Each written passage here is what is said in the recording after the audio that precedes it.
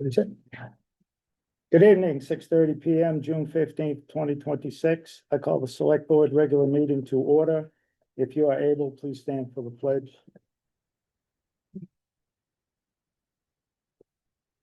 I pledge allegiance to the flag of the United States of America, and to the republic for which it stands, one nation, under God, indivisible, with liberty and justice for all.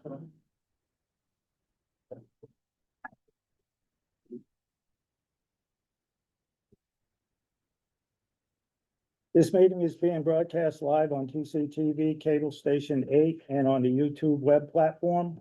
A recording will be available on TCTV YouTube channel at the conclusion of the meeting. Is anyone else recording the meeting? And at this time, please silence your phones. As a reminder, public participation will be limited to citizen input, a maximum of 3 minutes per person, so as to be fair to all. The board does not enter into discussion, debate, or dialogue with individuals during the citizen input. This meeting is governed by the Massachusetts Open Meeting Law and Select Board policy.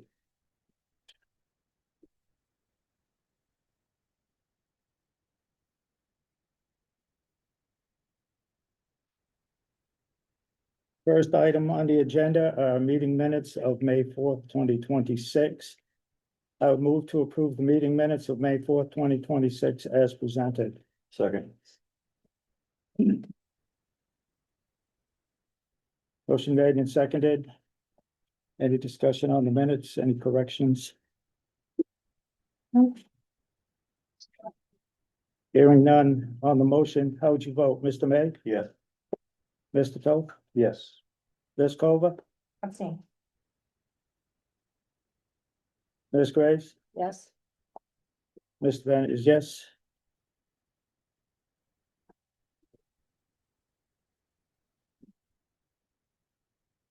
Next item on the agenda, executive session meeting minutes. I would move to approve the executive session meeting minutes of June 1, 2026 as presented and to be released publicly. Second. Motion made, seconded. Any discussion on the minutes?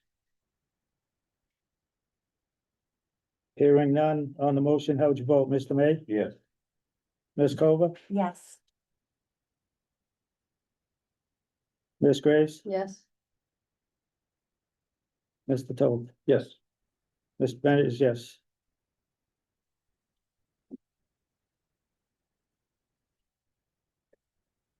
Next item up is citizen input. Do we have any citizen input this evening? Three. Sorry, please. Oh, go, please.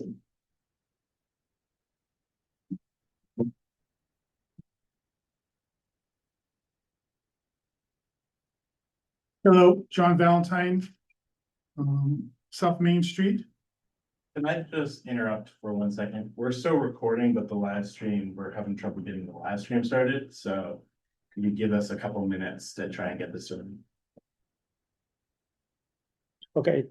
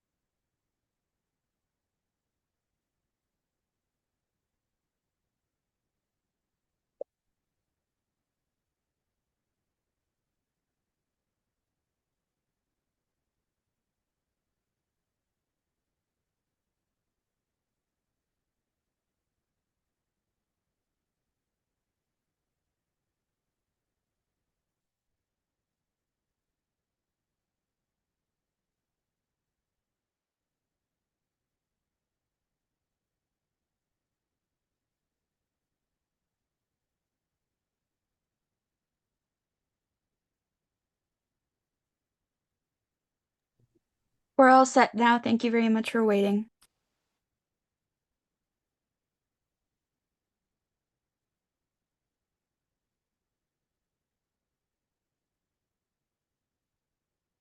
Ideas and input. So basically, these are some quick facts to run off. Recently, the town put out unclaimed monies. There's about $3,800 being unclaimed, anywhere from 6 months to 2-3 years old. Simple remedy to that is checks void after 90 days and refunded back to the account versus taking time to keep track of that. Bank fees are $2,500 a month. That seems excessive to me. Maybe go shopping around. And does the town use QuickBooks or Intuit for accounting services and ADP for payroll services or something like that? In any event, those are the quick hits. No means no. The people have spoken and have voted down the overrides. And if cuts are to be made, I suggest they start here in this building first. With all due respect to the select board, you each get $2,500. It's generally a volunteer job anyhow. I say you give that up, give that $12,500 to the town.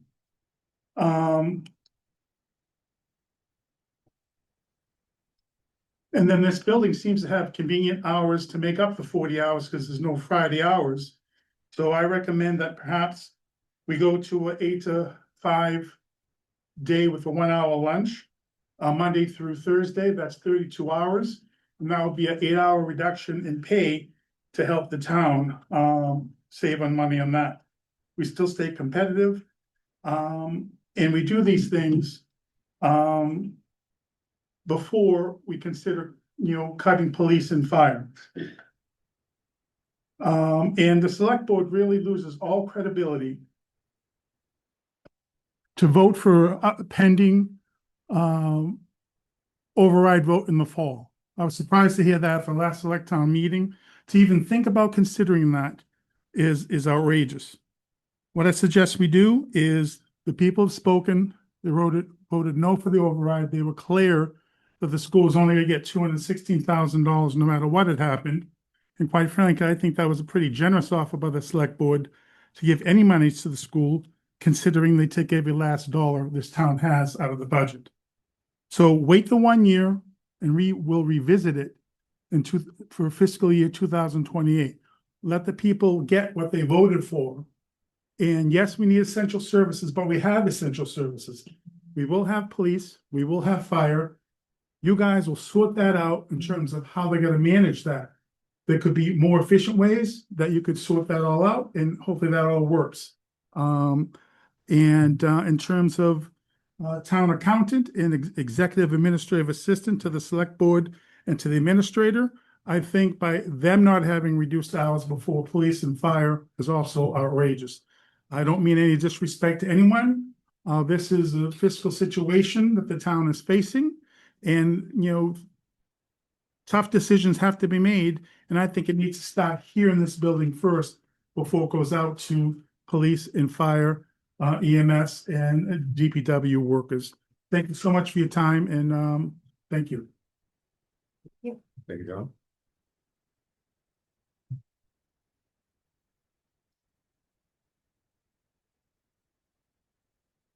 Next up. I get on here for a while. Folks on evening. All right, I'm going to read this because otherwise I may forget some of it. Forgive my memory. There was some discussion last week about TCTV funding and its status as an enterprise fund or other. Our cable department staff and the Cable TV Advisory Committee welcome a discussion about TCTV funding at a future meeting, and our staff asked to have some time to present their thoughts. As you know, I've been waving the red flag on TCTV funding issues for some time. Some misunderstandings, it appears, were in remarks made at your last meeting in regard to TCTV. While the research and background is appreciated, there are some information gaps we feel we should fill in to show the whole story. A cable contract was signed in 2017. We knew we were racing against the clock to find alternative revenue sources at the time. We knew this day would come when we could run out of money at the end of the cable contract period, which expires next June in a year. And we can actually make it there with our funding, thanks to the digital equity grant we're working with and the light department pilot. We did not have a workable budget when we started recruiting sponsors until 2019, and I had to fight for that. So there was 2 years when we didn't have a budget. I think the budget one year was $30,000. 2020 happened, and we suspended everything but meeting coverage to keep this town's business running. In 2021, you had a hybrid meeting room that we have today. As a result of that, that's for flexibility, convenience, and health and safety when needed. We didn't lose just a year or two to COVID emergency and all its after effects. We are sitting in the effects of it right now in this hybrid meeting. TCTV's world changed with COVID. The meeting owl, putting together a hybrid meeting room for you. We operate in a completely different way than we operated before 2020. Even then, we need 2 operators for a meeting, not 1, because hybrid meetings are really 2 meetings smashed together. That's one way our world changed. And that's just one of them. We came out of COVID facing a news desert that we have been filling with valuable information about meetings and much more. Information on local events, important public service announcements, you name it. These are vital sources of community information. We have innovative ways to cover local news with meeting previews and recaps and popular YouTube shorts with informative meeting clips. We did none of this before 2020, and other public access stations still do not do this.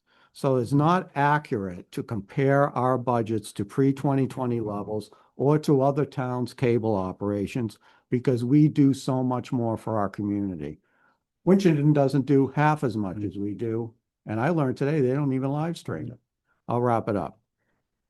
As for taking too long to realize sustainable events, we are on the cusp of realizing steady revenues. I look forward to hitting it hard this summer and fall to make it happen. We are poised for it now, and we can make this happen. To answer another apparent confusion, the Cable TV Advisory Committee is relevant and involved in ascertaining the needs of the town for the cable license renewal and is issuing a survey you will see in the coming days or week or two. Again, we look forward to an honest and fair discussion about TCTV funding options and how we can best move forward, and I strongly encourage you to hear from our very dedicated staff and their thoughts. They want to work with you, and you should hear what they have to say. They make our community better. Thank you. Thank you, and I wish you all a wonderful meeting and a good night.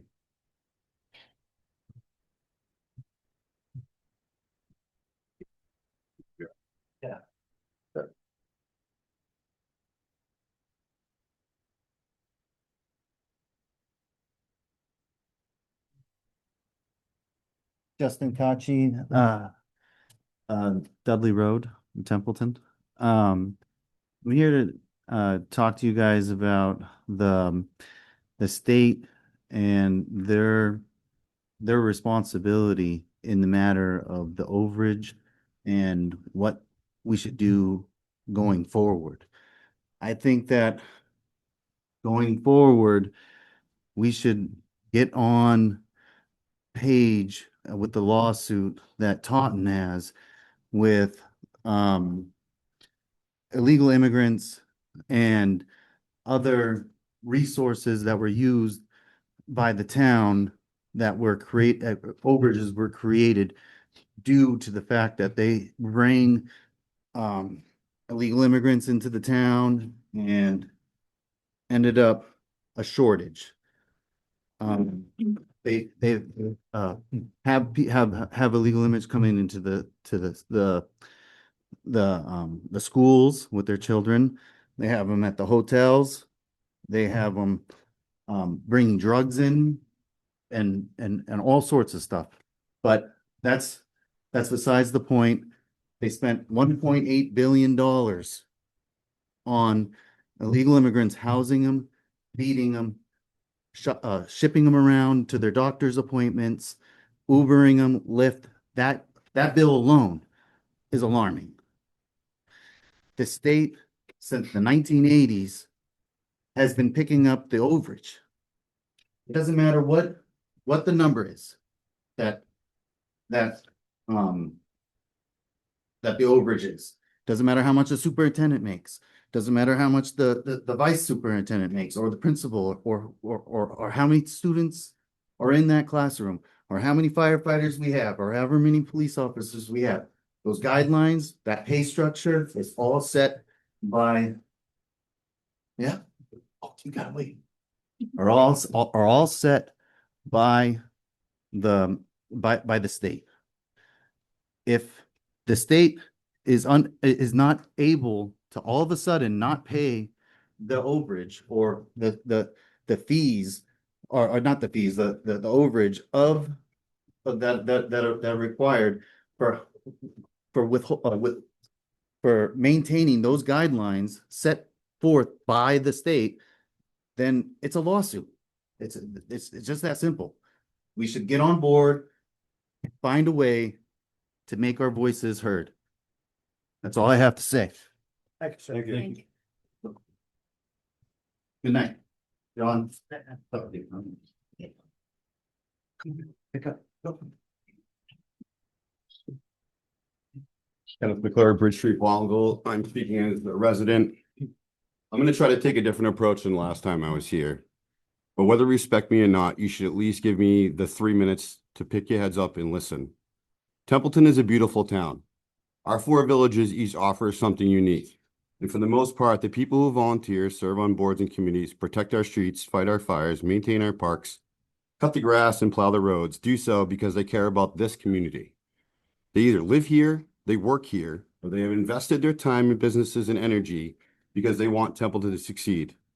I've lived here almost my entire life, and over the last several months, I've spent a lot of time learning, researching, and trying to do a better understanding of how this town actually operates and where we should all go from here. One thing I've come to realize is that we all want Templeton to be beautiful, attractive, welcoming. We want our parks maintained. We want our public spaces clean. We want our neighborhoods to be places people are proud to call home. But if we want these things for our physical spaces, we should also want the same thing for our town government, our boards and committees, self-included, the employees and volunteers who help keep this town running. The reality is that when people look at Templeton from the outside right now, they don't always see the beauty that those who live here and work here see every day. Instead, they are often seeing conflict, division, and a history of controversies that have stretched back over decades. Whether we agree on every issue or not, I think it's time that we put an end to this vicious cycle. The recent override vote made one thing very clear. The residents of Templeton do not want higher taxes. I understand that. Most families are already feeling the pressure of rising costs. If raising taxes isn't the answer, then we need to focus on growing revenue. I do feel the state could help, but that isn't an answer-all solution. I do appreciate some of the select board for taking their time to go for this approach. But either way, that money still comes from the state, still comes from some for the taxes. It became very apparent to me through the Parks and Recs budget discussions and challenges we face funding programs and maintaining facilities. But it's also got me thinking about a much bigger question. How do we strengthen Templeton as a whole? After researching communities around both us, large and small in Templeton, I found that many successful towns have some form of economic development committee, business task force, or business recruitment group. Their primary mission is simple. They attract businesses, create jobs, look for grants available, increase local revenue without increasing the burden on actual taxpayers. I'm not talking about adding another pizza shop, another Chinese restaurant, or another bar. I'm talking about attracting businesses that bring in new money to Templeton, like manufacturing, contractor and trade businesses, distribution facilities, recreation and sport complexes, specialty retail, architectural businesses, event revenues, and other employers that fit the character of what this town wants without expanding our tax base. Every dollar spent by a visitor, customer, or passer-through, and businesses from outside this community is a dollar that helps support town services without increasing residential taxes. Templeton has an incredible potential. We have a strong location, hardworking residents, beautiful natural resources, and a proud history. Instead of focus on what divides us all, let's focus on what grows us. Let's make Templeton attractive not only through our parks, roads, and public spaces, but through the way that we're treating one another and through the vision that encourage investment, opportunity, and growth. The question isn't whether Templeton can move forward. The question is if we're all actually willing to work together to make it happen. Thank you. Thank you. Thank you. Thank you.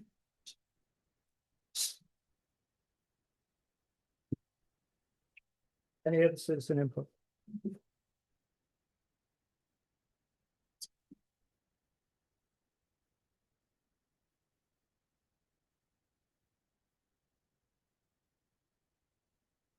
Next on the agenda, town administrator comments report, Mr. Administrator. Thank you, Mr. Chair. I'll try and be quick. We have a long agenda. So we have some foreclosures on the agenda today. So I just want to mention that remind the board that solicitation for a real estate salesperson bid closes on June 29th, and we've already received a couple of responses. So we'll be all set when the time comes. The FY 27 paving bid has been put out, so a contract will come to the board sometime after July 8th when the bid closes. One less thing for the new director to do when they start. Speaking of that, I formed a small committee of staff members representing a cross-section of Templeton Municipal Services to interview a candidate for the DPS director position who is here today. More on that later. I just want to take a moment to thank Chief Bennett, Lori Witta, and Amber Dupel for their assistance. I truly can't put a price on the value of their perspective in matters like this. I would also like to thank Winchendon's DPW Director Patrick Wood, who was part of this committee, who also offered incredible insight that informed our interview process. So several meetings ago, someone had questioned the value of sending staff to training conferences. And because of that question, I would like to take a moment to note how I was able to get our job posting to reach the candidate here tonight. I attended MMHR's annual half-day conference, so the Mass Municipal Human Resource Association conference nearly 2 weeks ago. And at this conference, I made it a point to speak with several town administrators and HR professionals about my need to attract a qualified candidate for our DPS director position, specifically asking them if they knew anyone who might be interested. When I spoke to town administrator from Lancaster, he knew just the person. I asked him to text that person right then and there, and he did.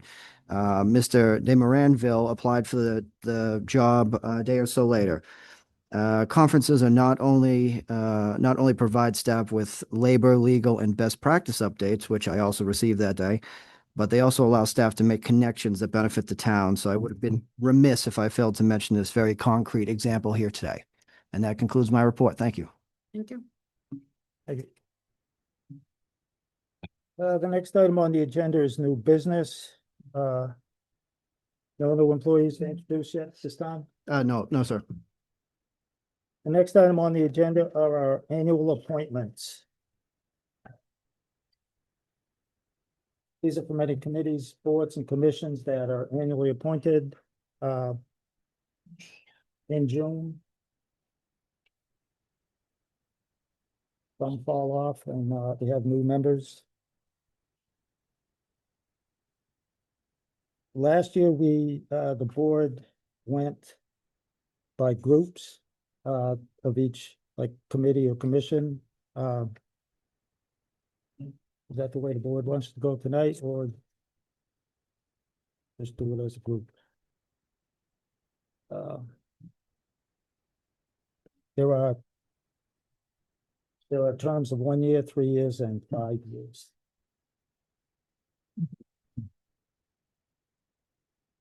So at this time, I would move to appoint Ashley Reset and Timothy Roddy to the Agricultural Commission for a 3-year term ending June 30th, 2029. Second. Any discussion? Hearing none. On the motion, how would you vote, Mr. May? Yes. Mr. Toth? Yes. Ms. Cover? Yes. Ms. Graves? Yes. Mr. Bennett is yes. Next up is Zoning Board of Appeals. I would move to appoint Joe Rizzi to the Zoning Board of Appeals for a term of 5 years ending June 30th, 2031. Second. Motion made and seconded. Any discussion? Hearing none. On the motion, how would you vote, Mr. May? Yes. Mr. Toth? Yes. Ms. Cover? Yes. Ms. Graves? Yes. Mr. Bennett is yes.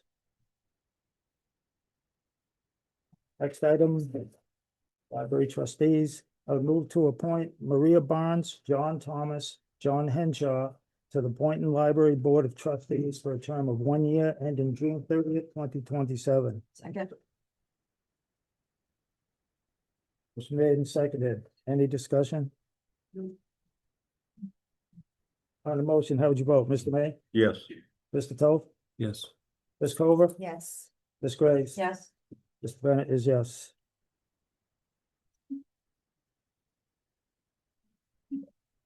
Next item is Cable TV Advisory Committee. I would move to appoint Patricia Gale, Alexander Gage Pacier, Sean Lampert to the Cable TV Advisory Committee for a 1 year term ending June 30th, 2027. Second. Motion made and seconded. Any discussion? On the motion, how would you vote? Mr. May? Yes. Mr. Toth? Yes. Ms. Cover? Yes. Ms. Graves? Yes. Mr. Bennett is yes.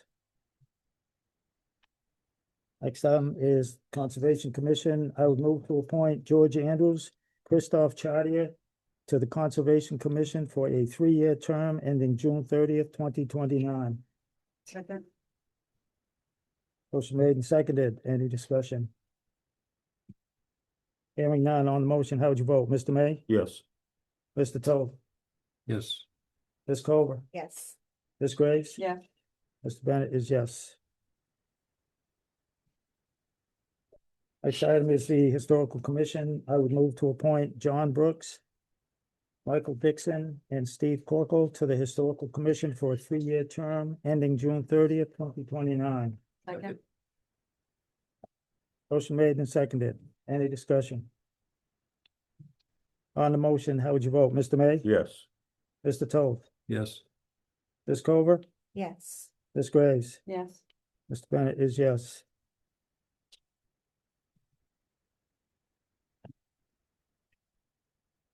MART Advisory Board. I would move to appoint James Ryan to the MART Advisory Board for a 1 year term ending June 30th, 2027. Second. Motion made and seconded. Any discussion? Hearing none. On the motion, how would you vote? Mr. May? Yes. Mr. Toth? Yes. Ms. Cover? Ms. Graves? Yes. Mr. Bennett is yes. This time, I would move to appoint Justice Graves as marker of boundaries for a 1 year term ending June 30th, 2027. Second. Motion made and seconded. Any discussion? On the motion, how would you vote? Mr. May? Yes. Mr. Chair, I had a discussion. Have we received a response from the Attorney General in regards to, what was stated at the special town meeting about relatives on different boards and committees? the communication has not come to me, no. Yes, so that, the violence, Thank you. nothing has changed until we hear something.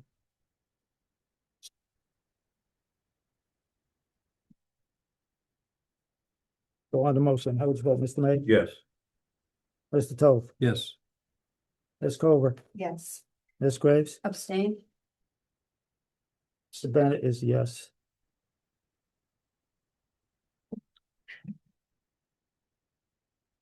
Next item, I would move to appoint John Henshaw, Carrie Novick, Kathleen Votour to the Open Space Committee for a 1 year term ending June 30th, 2027. Second. Motion made and seconded. Any discussion? Hearing none. On the motion, how would you vote? Mr. May? Yes. Mr. Toth? Yes. Ms. Cover? Yes. Ms. Graves? Yes. Mr. Bennett is yes. Mr. Chair, Yes. on this next pack of them, my son Hunter Graves is listed as among all of them. And I will need to abstain from him, but I would like the right to be able to vote for the rest.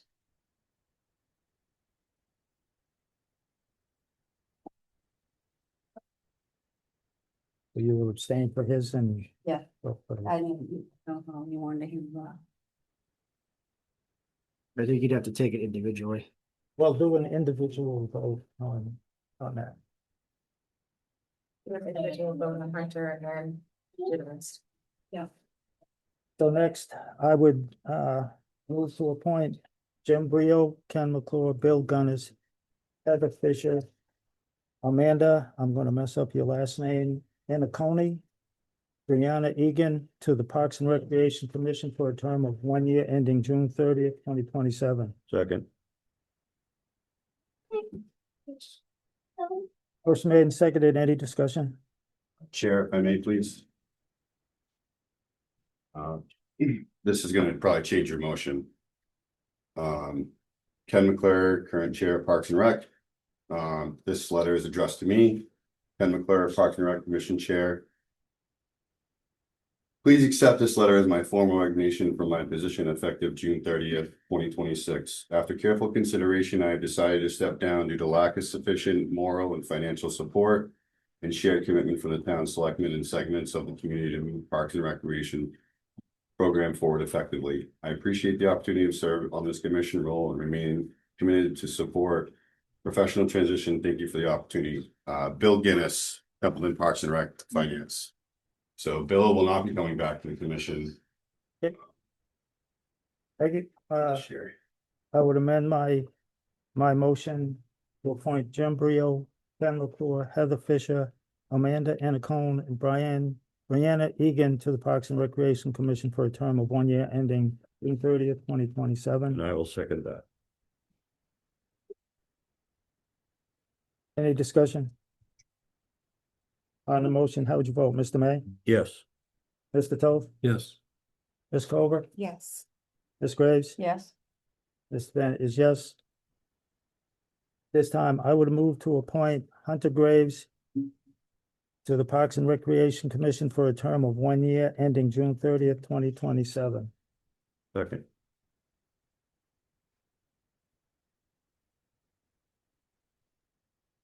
Any discussion?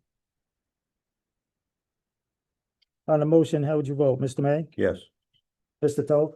Yes. Ms. Culver? Yes. Ms. Graves? Abstain? Mr. Bennett is a yes.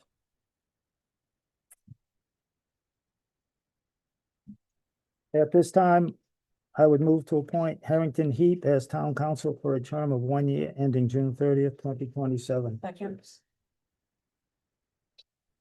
Motion made and seconded. Any discussion? On the motion, how would you vote, Mr. May? Yes. Mr. Toth? Yes. Ms. Culver? Yes. Ms. Graves? Yes. Mr. Bennett is yes. At this time, I would move to appoint Jill Blood as the State Ethics Open Meeting Law Liaison for a term of 1 year term ending June 30th, 2027. Second. That's on speed dial. Any discussion? On the motion, how would you vote, Mr. May? Yes. Mr. Toth? Yes. Ms. Culver? Yes. Ms. Graves? Yes. Mr. Bennett is yes. That concludes our appointments.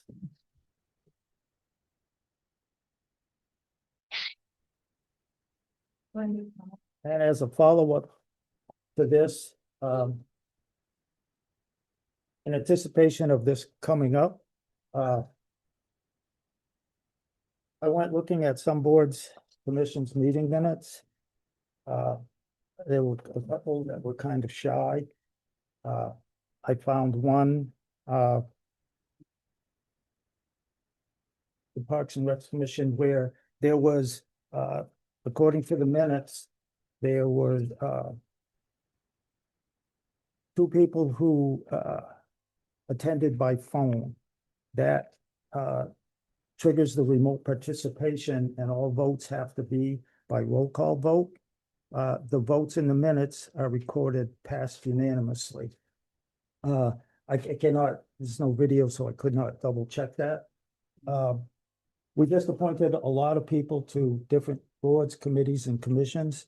So I think this board has a responsibility to try to help these people and remind them that even though you get on something, you care about recreation for kids, you care about conservation, the cultural council, whatever it is you may be that you get on and you want to be focused on, there's also this pesky government stuff that comes with it.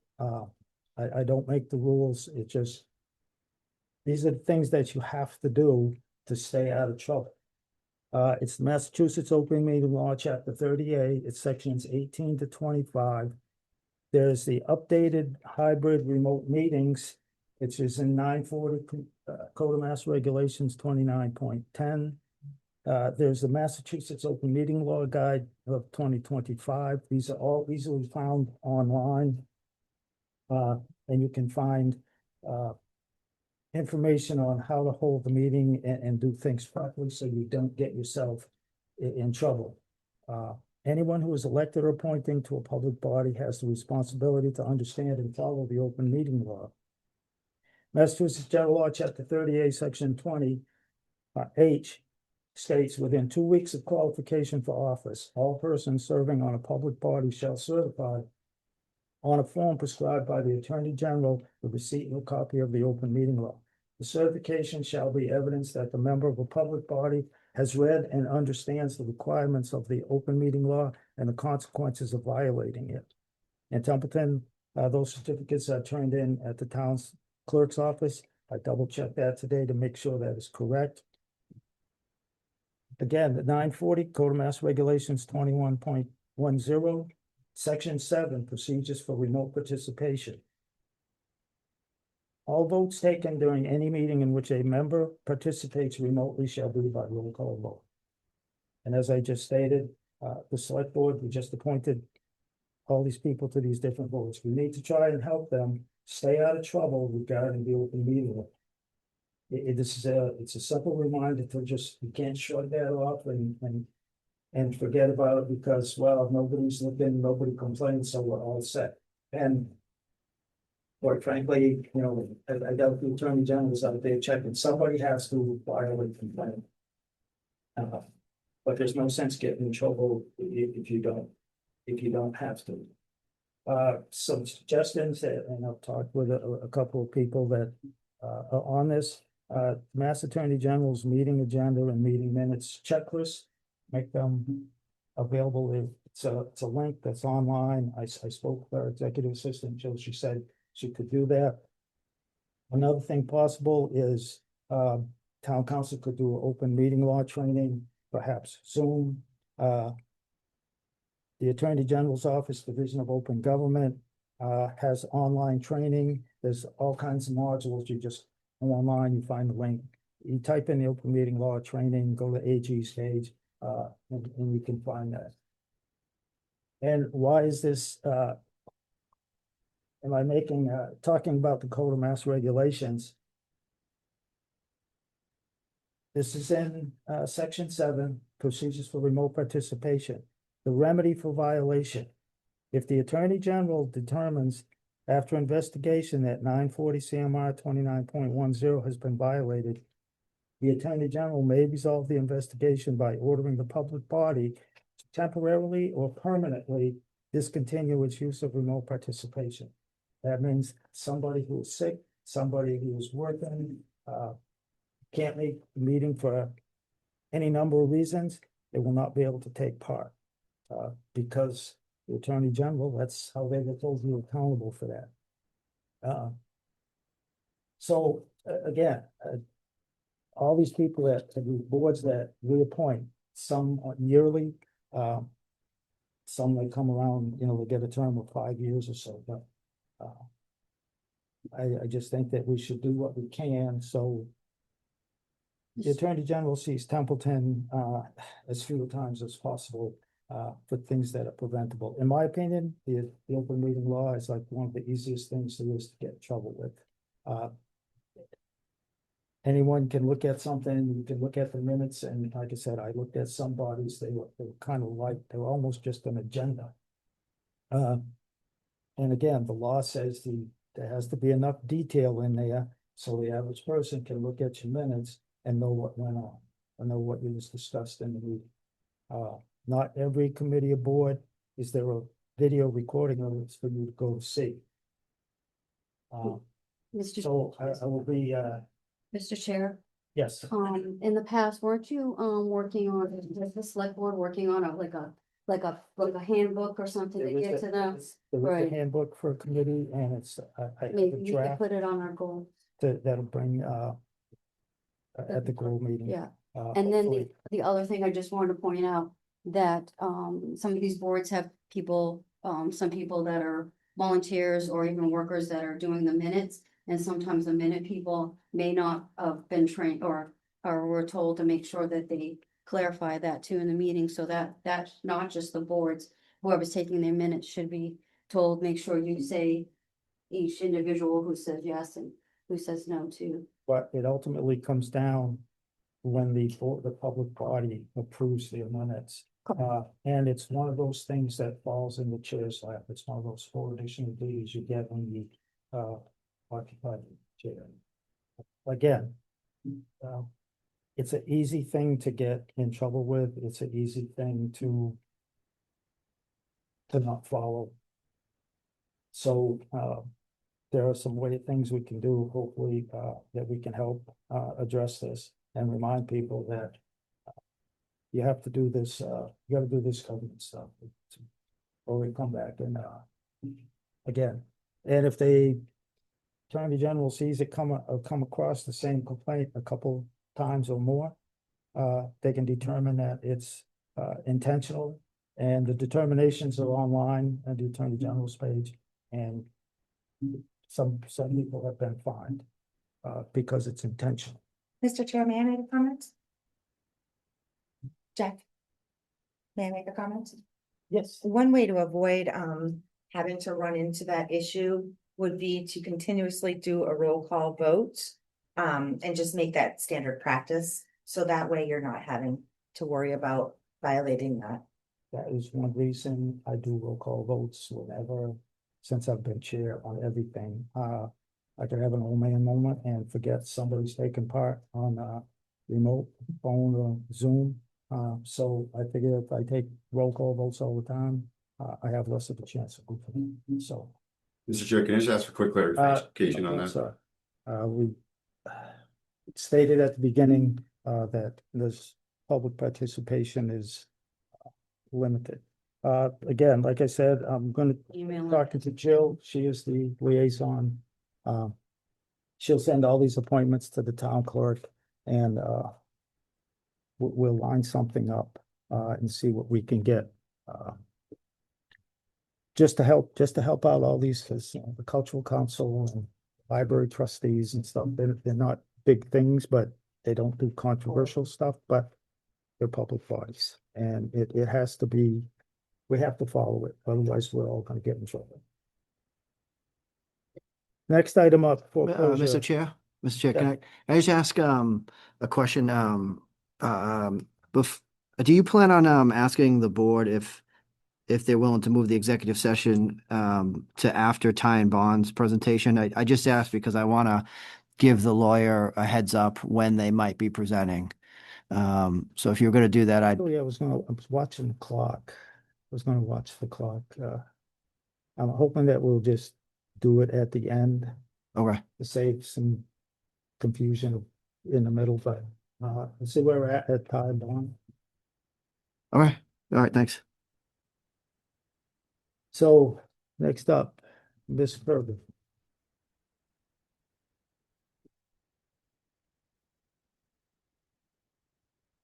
Hello, Evening. to deal with me today instead of Cheryl. I'm here to see if the board would like to buy or sell 4 properties that we received within days of each other. The first one being 16 Liberty Street, we received on May 21st. And then there's 3 parcels on 6th Street that we received on May 27th.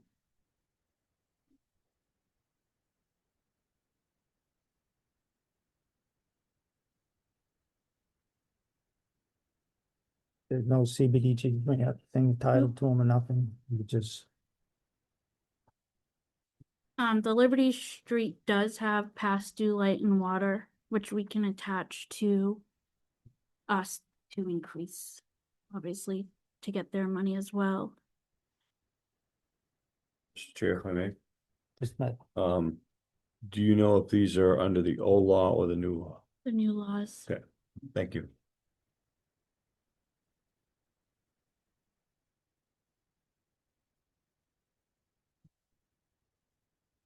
Mr. Chair, may I ask a question? Yes. How are you feeling in regards to confidence with new laws? I know that you guys were hesitant and kind of holding off until you got a better feeling. Yeah, we've been to so many trainings on this and there's been so many questions amongst our colleagues that we feel like we're ready to go at it. Yes. Would you mind just providing like a brief description as to how it works? And Sure. to put you on the spot, I No, that's apologize, but I'm asking because I want the general public to know also. Yeah, of course. So once we obviously put it through land court because of unpaid taxes. Then land court will make their decision whether to extend the case or whatever.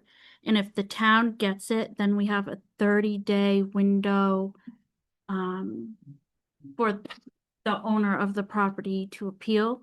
And then once that appeal is done, whether they come back or not, then we have 30 days from then to decide to buy or sell.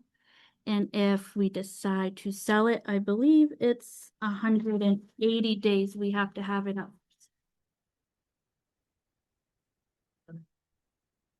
That's the stage that these are at now is in that final stage of Correct. 30 days for us to decide. Yep. Okay, very good. The same process of the properties that we just recently voted to sell. Yep. Now, do we have to pay back anything to the current owners in regards to value? Yes. If we make over and above what we can legally collect, then we have to put forth the effort to find the owner and give the extra funds back. So we're technically not like a bank and can make money off of them. Which is the frustrating part. I'll just comment here. To me, it's the frustrating part because someone, dumps out on a property and then we become the real estate agent and they get all the, value. And we become a real estate agent for free. Yeah, we can collect on interest, but real estate is gonna take their cut too. It's like we're a free real estate company now. They did it. Awesome. Thank you. Of course. I think I also want to note too, even after we decide to sell it too, they still have a year to come back or something after that, right? And claim the property. So isn't there, I Is- think it's only the 30-day window to appeal. okay, we should get clarification on that because I remember that even after we begin selling the property, they could still come back to us. So I could be wrong though, so I'll check with Cheryl again. But I remember that came up with one of the other properties that someone could still come back. And so my question was, okay, but what happens after we sell it? How would they get the property back if we sold it within that window? And I think that's an unanswered question, but I'll get that for the board. I'll clarify that. Are you looking for it this evening? Yes, it is. Any further questions? No. But this time I would move to approve the selling of the 4 parcels as presented.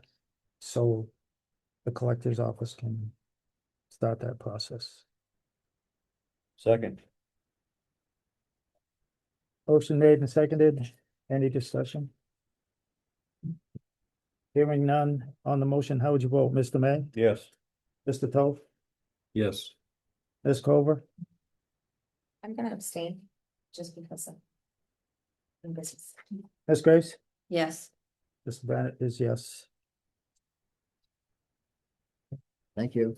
Next night. You too. Have a good evening. You did good.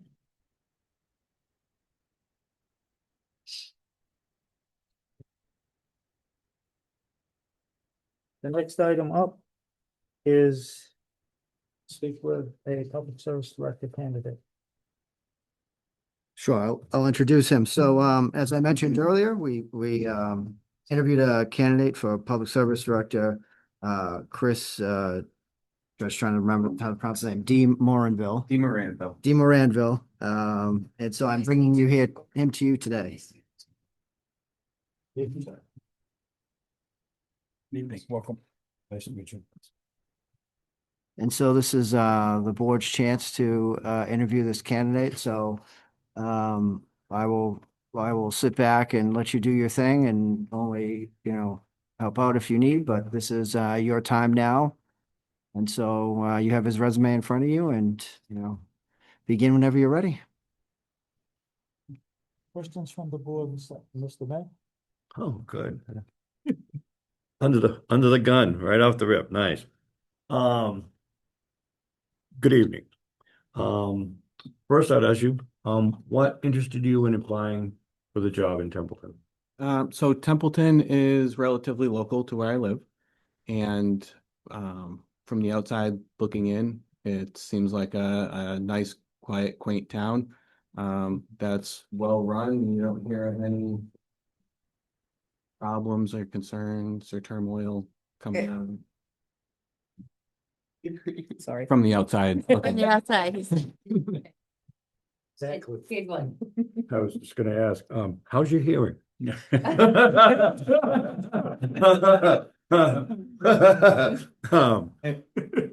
But- wherever you go, though. It Yeah. re- Yeah. I appreciate that.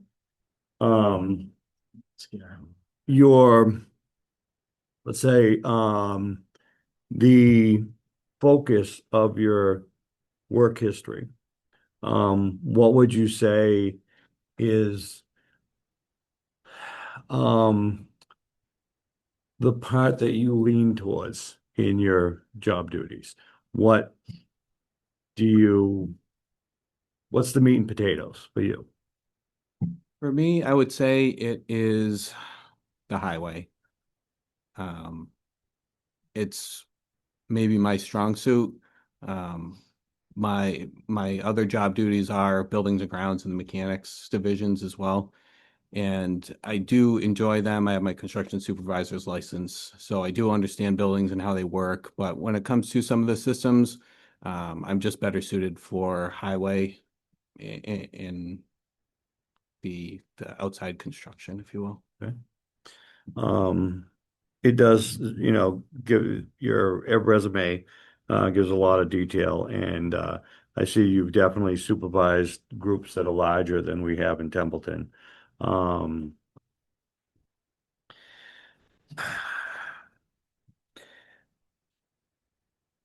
What would, knowing Templeton as you do as a neighbor, what would you see as your biggest challenge in this position? It would just be coming in as the new person, trying to learn how things work here.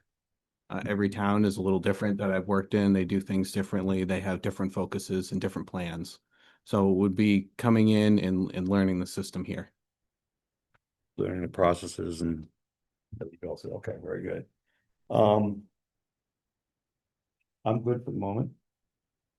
Mr. Very impressive resume. I was looking at a couple different things here. How familiar are you with MS4? I'm pretty familiar. As the engineer in Holden, I helped write the notice of intent, which is basically the application for the current MS4 permit in town. And we do the street sweeping, the catch basin cleaning, do all the mapping that requires. Okay. That is one of our current ongoing initiatives here in town as well. It's a fairly common occurrence across the Commonwealth, but it's also very deeply rooted and very involved. There's a significant amount of work. Yes. I also did notice on your credentials and affiliations, Massachusetts Certified Public Purchasing Official, MCPPO. Is that current? Is that expired? That is current, just got it last year. Very good. That is a nice certification to hold. So you're familiar with combis and all the fun things and. Yeah, after it's a 30 very days- difficult website to navigate. Yes. But yes, I have done it. Last year I did all of our yearly bids and things like that.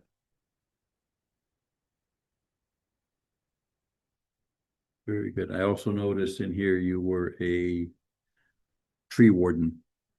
Yeah, during my time in Southborough, I was the tree warden for about a year or a year and a half. Oh, it was an interesting experience. I'm not by no means an expert on trees, but I do see the value in them and trying to keep them around. Very good. I have no further questions, Mr. Chair. Thank you. Hi, your resume was impressive. I do have a couple of questions. I really like the fact that you had the tree warden experience. That is a major issue in town, with the bugs that have recently attacked most of our trees. Yeah, the Emerald Ash Borer. Yeah, so I'm glad to see that on here. One thing that I did not see on here were computer skills. How tech savvy are you? I do fine. Microsoft Word, Excel, because we need an inventory, like our inventory list, updated and, continuously updated. Yep. So I just want to make sure that's something that you're comfortable doing. Yes, absolutely. Okay. And then the other thing is I noticed that you, over the last couple of years, the longevity, of your employment at certain, organizations were only for, couple of 3 years. Sure. Can you give me an explanation as to why? Yeah. So my municipal, we can go back even further. After college, I started with an engineering firm, and this was in the housing crash in 08. So they were light on work, and I ended up getting laid off. I went back to landscaping in the meantime, and then I got hired on as the staff engineer in the town of Southborough. I worked in Southborough for 3 years, and at that point it was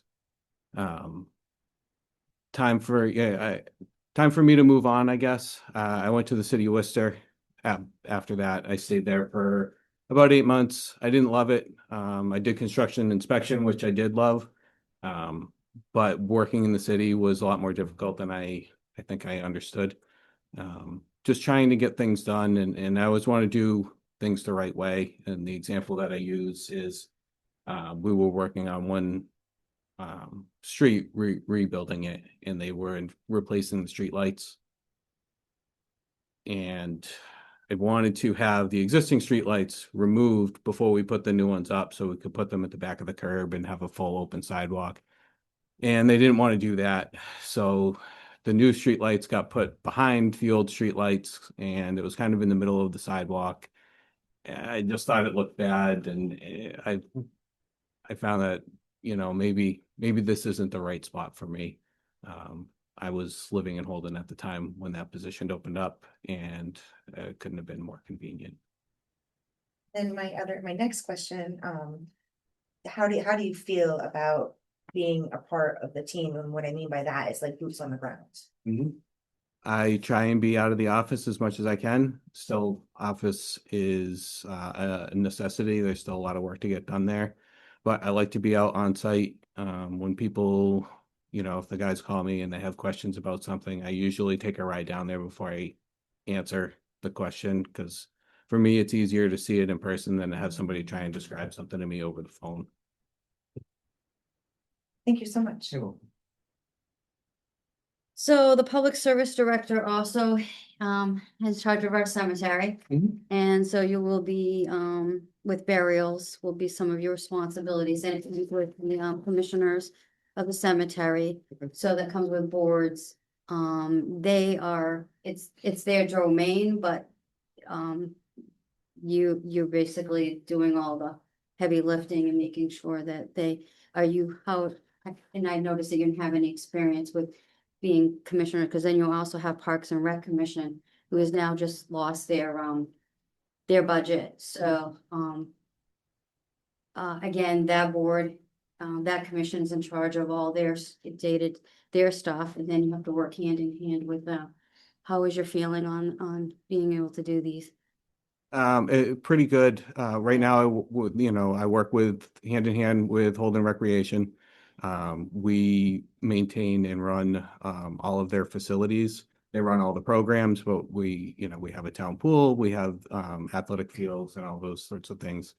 So I work hand in hand with the recreation department.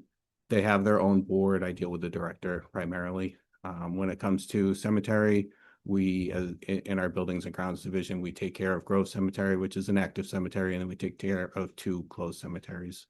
And have you done the burials? Personally, no, but yes, we do burials. Yeah. We have a small 30 a team, year. and sometimes the public service director will sometimes have to be there. In the last couple of ones I've been at the cemetery, I noticed that, the prepping and all that stuff. It takes precedence over all the buildings, everything, because we're so small in this town. Yep. But I just wanted to know what your comfortability with. Yeah, no, I don't have any concerns about having to do anything. Yeah. Yeah. Thank you. You're welcome. So, first I will say, I understand your view in the situation and how you went to the city of Worcester and then saw that maybe bigger isn't always cracked up to be, and it's not. I did the same thing. I was working as a commercial diver. I went to work, I got a job in the naval shipyard, pay benefits and all that, but it's the same thing. It's drove me nuts, so it wasn't for me, so I get that part of your short stay there. You went there and it's just the way that stuff works and those big things. The one thing I will say,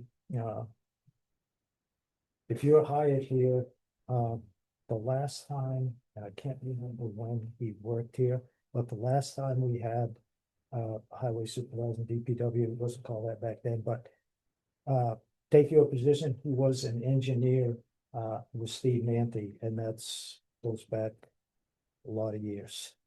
So I think that brings a big benefit to the town. You have CCPO, you will also have the advantage of when your projects are being bidded and looked at and stuff, you're not dependent on anyone. You go to town ministry, you know the stuff, you can do a lot of that legwork, and I think that is it would be a big improvement for this town. Out and about and involvement and going and checking on stuff is also something that I like to hear. So, and the tree warden thing, we have to appoint one sooner or later, and that will be a decision. I think, you have done it before, so if that comes your way, it comes your way. If not, I've looked at your resume and I get it. I totally get it. The closer to home, shorter commute, a smaller place to work, cuts down on the hassles with all the stuff that the big city in Worcester. I totally get that. And that's all I have. If anyone else has I have one more. follow-up question? I follow up. How do you feel in regards to budgeting and thinking outside of the box? Because often, as you heard, we have budget issues. Yep. And have you done budgeting in the past, and what's your comfort level? Yeah, so I currently work with the DPW director to develop the budget, primarily the capital plan, but we do work together on the whole thing. When it comes to being innovative, one of the biggest steps that we're trying to take currently is to do what they call pavement management. And it's the concept is to keep your good roads good while at the same time work on your not so good roads, right? So you don't want to just spend all of your money on the worst roads. You want to spend some money on these roads that are already nice to keep them nice, while in turn you try and bring up the quality of the rest of the road network. So that's one kind of cost savings that we're working on currently. And do you have any experience in regards to seeking grant money? It's limited. Right now with DOT, there's a Grant Central and you can put projects in and they can, at this point, they're deciding, you know, what grant you might fit for and awarding grants like that. Thank you. You're welcome. Any follow-up? Good. I'm good. I do. Do you have any questions for us I don't. about the town or anything that you want to know? Not that I can think of offhand. I had a few questions when I met with James last week. This doesn't surprise me. He asked like 10 questions. And Yeah. so we went over everything from makeup of the town to benefits, the whole gambit. So that does not surprise me. I don't know what else he'd ask you that I didn't already answer. Very good. No, I'm good. Okay. Thank you, sir. Very good. Thank you very much. Nice meeting you. Thank you, Chris. So. Nice meeting you. Nice to meet you. How do you say your last name? It's Deemeran, Bill. Okay. That's a good one. I'm sure it'll be hacked a couple times. I'll be by me. The first time will be the last. The next up is This one. update by Tighe and Bond.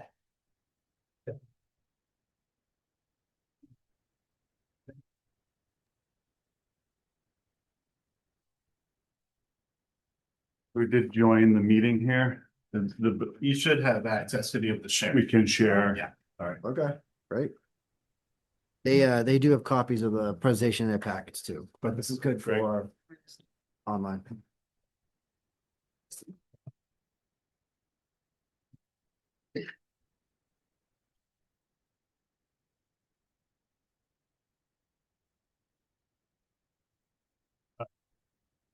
Thank you for having us.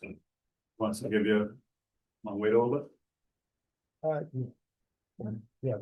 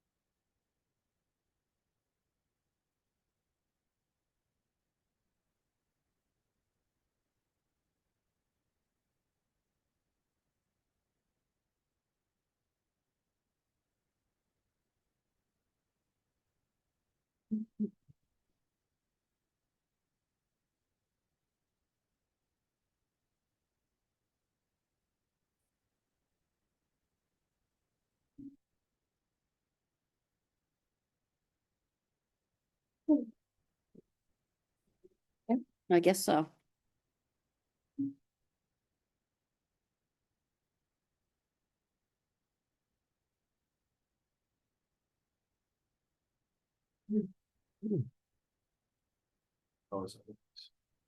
I'll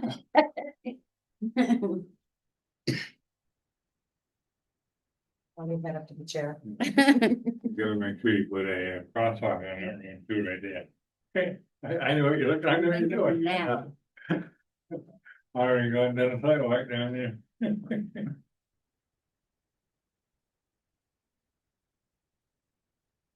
That's my favorite place. I go there every Friday.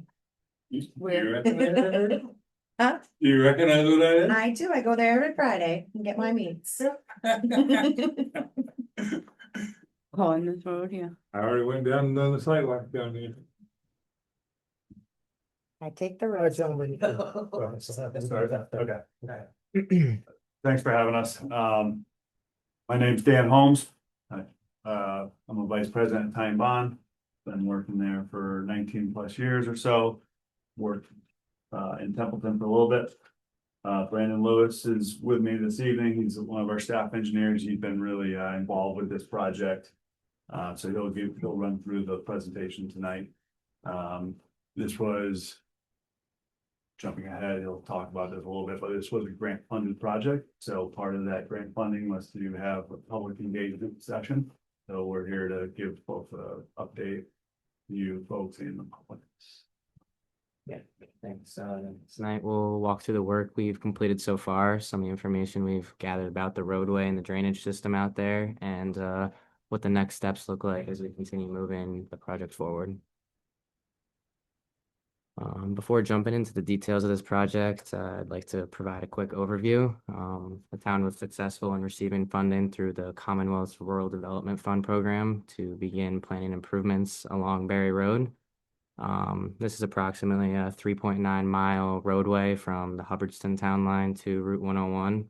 The overall goal is to improve the condition of the roadway, evaluate different drainage issues out there, and develop plans and documents necessary so the town can pursue future construction funding. We focus primarily on collecting information about the roadway and existing infrastructure so we can make informed decisions about future improvements. A large part of our effort has been, A large part of our effort has been understanding what currently exists along Barre Road. So we reviewed Mass DOT plans dating back to 1984, which appears to be when the last major roadway improvement was completed here. At over 40 years old, the pavement has exceeded its typical design life and is showing where you'd expect from a roadway of its age. We also spent time in the field documenting site features and developed a detailed base map of the current roadway. We evaluated pavement conditions, documented drainage structures, and gathered information on various roadway features out there.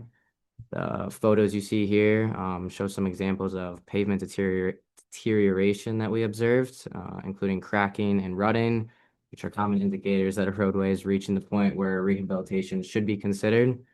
The rutting seen in the bottom photo is more than just a surface issue. It suggests that the layers beneath the pavement may be weakening or settling. So simply repaving the road may not solve the problem out there. Improvements to the underlying roadway structure will be needed to provide a long-lasting repair. One of the major tasks was evaluating the condition of the pavement itself. We collected pavement cores throughout the roadway, which allowed us to see the thickness of the asphalt better and understand what's really happening beneath the surface. We also collected soil samples and worked with our pavement management team to better understand the condition of Barre Road. Our pavement management team evaluates the roadway using what's called the Pavement Condition Index, also known as a PCI. Which essentially is like a report card for the pavement. Roads are scored between 0 and 100 based on their overall condition, helping us identify which areas are performing well and which areas are in most need of improvement. The goal of this work is to determine the most cost-effective rehabilitation strategy that will provide the greatest long-term benefit for the town. And rather than simply paving over the existing problems, we're using this information to identify different appropriate rehabilitation methods.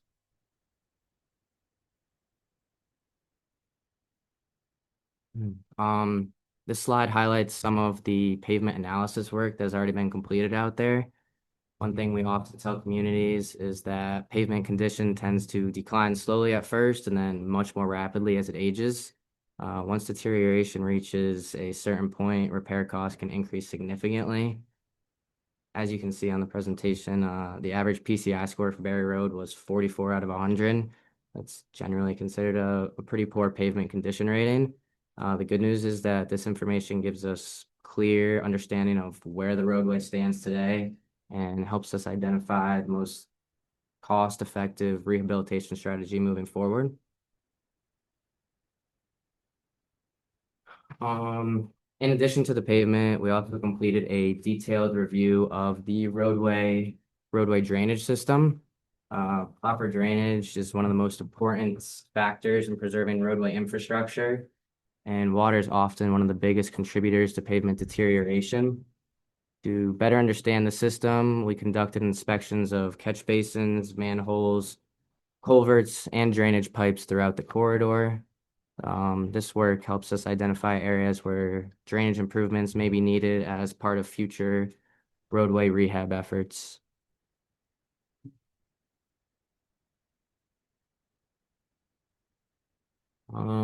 This was one of the more unique parts that we did for the project. So me and another coworker, Julia, we went out there. We used a specialized zoom camera where we inspected a little over 150 different drainage structures along the road. This allowed us to look inside the pipes without the need for excavation or anything and document their condition. And then based on those inspections, we identified locations that warranted a more detailed investigation where we used a CCTV camera, which is seen on the right here. Those inspections provided us with valuable information about pipe condition, material type, areas where repairs or replacements may eventually be needed. The information gathered through these inspections will help the town prioritize drainage improvements and make better informed decisions as the project moves forward.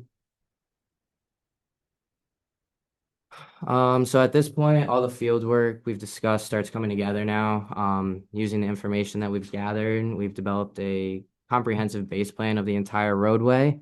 This base plan essentially serves as the foundation for the project. It documents what exists today, including roadway features, drainage infrastructure, utilities, guardrail, different site conditions, etc.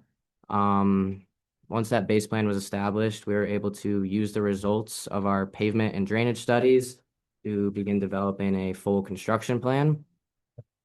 The pavement data that we gathered helps us identify which roadway sections are in the greatest need of rehabilitation, while the drainage data helps us identify locations where infrastructure improvements may be needed to protect the roadway.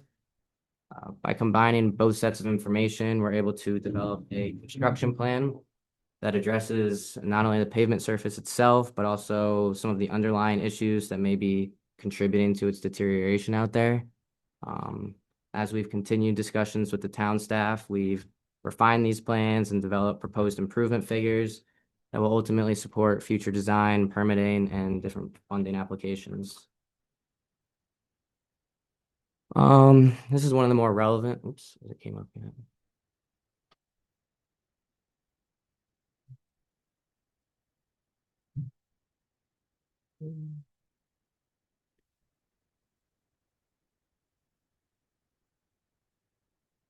There we go. All right, this is one of the more relevant slides of the presentation. So at just under a 4-mile long roadway, the cost of constructing the entire road or reconstructing would likely exceed any amount of available funding. And because of that, we're recommending a phased approach.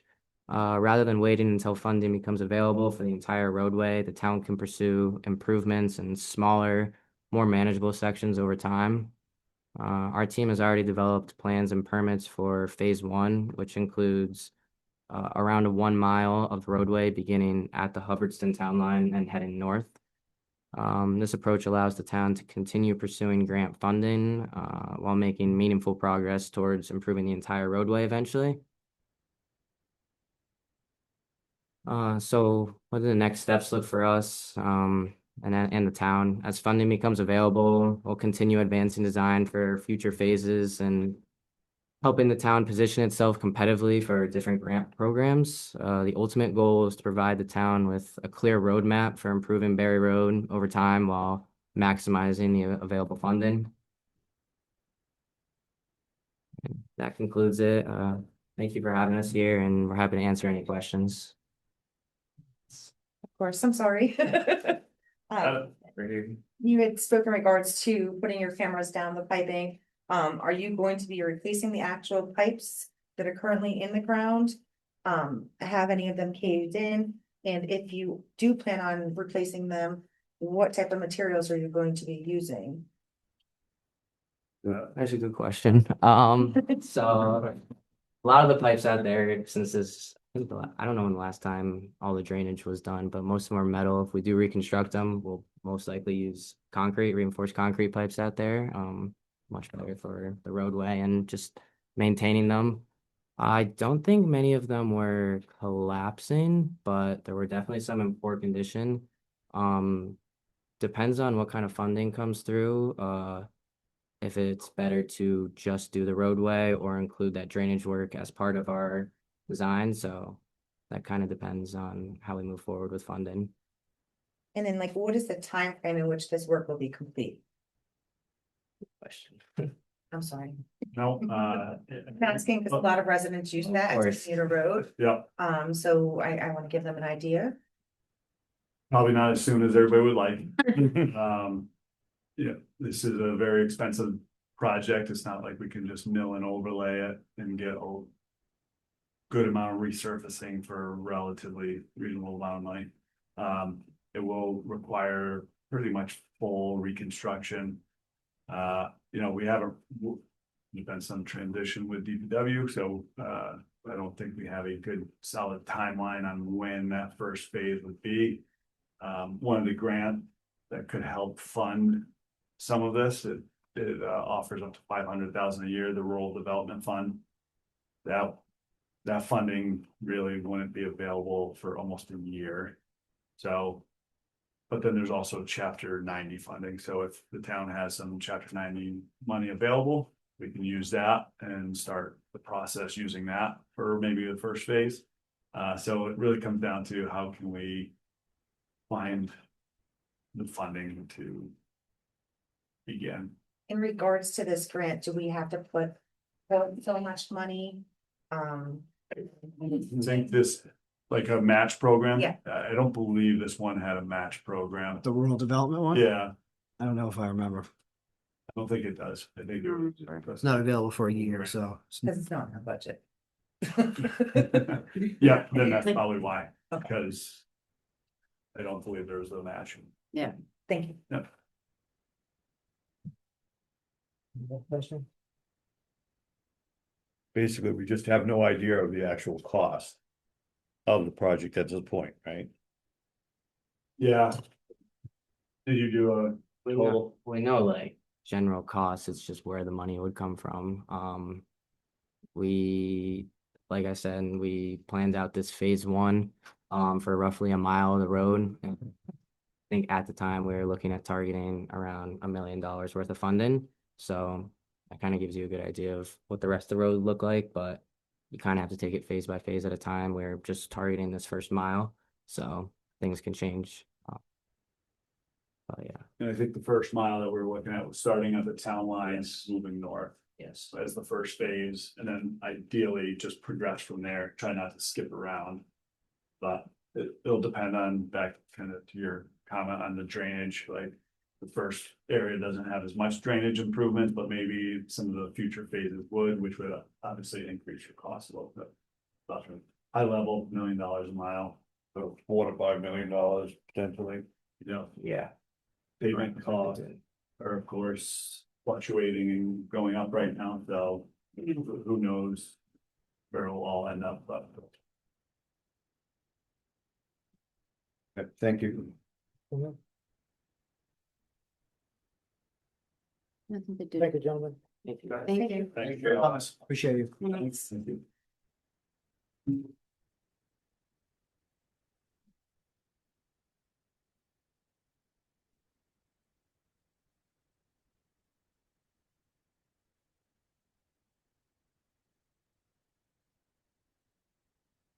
Next item on the agenda is another senior center donation. At this time, I would move to accept the donation to the senior center in the amount of $50 from Ann. I'm going to mess up your name, to it. Second. Motion made and seconded. Any discussion?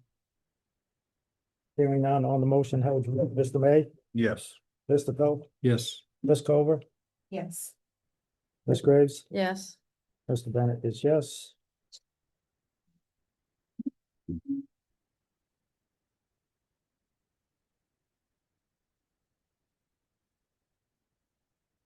Next item is a donation for Parks and Recs. I would move to accept the donation to Parks and Recs for the swim program in the amount of $250 from Ms. Candace Graves. Second.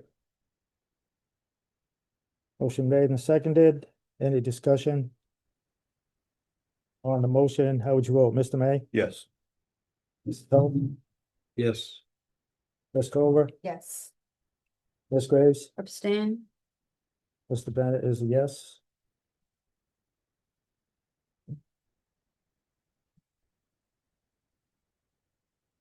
Next item on the agenda is a boot drive for the Otter River Knights of Columbus. This is pretty much an annual thing. This is the usual, Country Road Drive. And we're just gonna do it on the, Saturday before Columbus Day, like we do every year. And we just asked them the usual permission. We did give the, police chief a copy of the paperwork. And, he hasn't said anything yet, but he usually doesn't have no problem. And it's always done in Templeton Center. And we're just, checking to see if we can be done with your approval. So, and this is, again, this is done multiple years in a row. I've never heard any issue with this, or any problems. No. And the money is usually used for, to do ramps and stuff for the kids when they're under 18 years of age and their families, and to put wheelchair ramps in vehicles if they need to do that. At this time, I would move to approve the application of the Boot Drive fundraiser by Otter River Knights of Columbus for Saturday, October 10th, 2026, 08 a.m. to noon time. Second.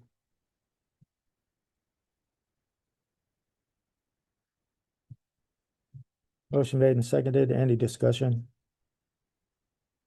Hearing none on the motion, how would you vote? Mr. May? Yes. Mr. Toth? Yes. Ms. Culver? Yes. Ms. Graves? Yes. Mr. Bennett is yes. Thank you. Thank you, George. Mr. Chair, on this next.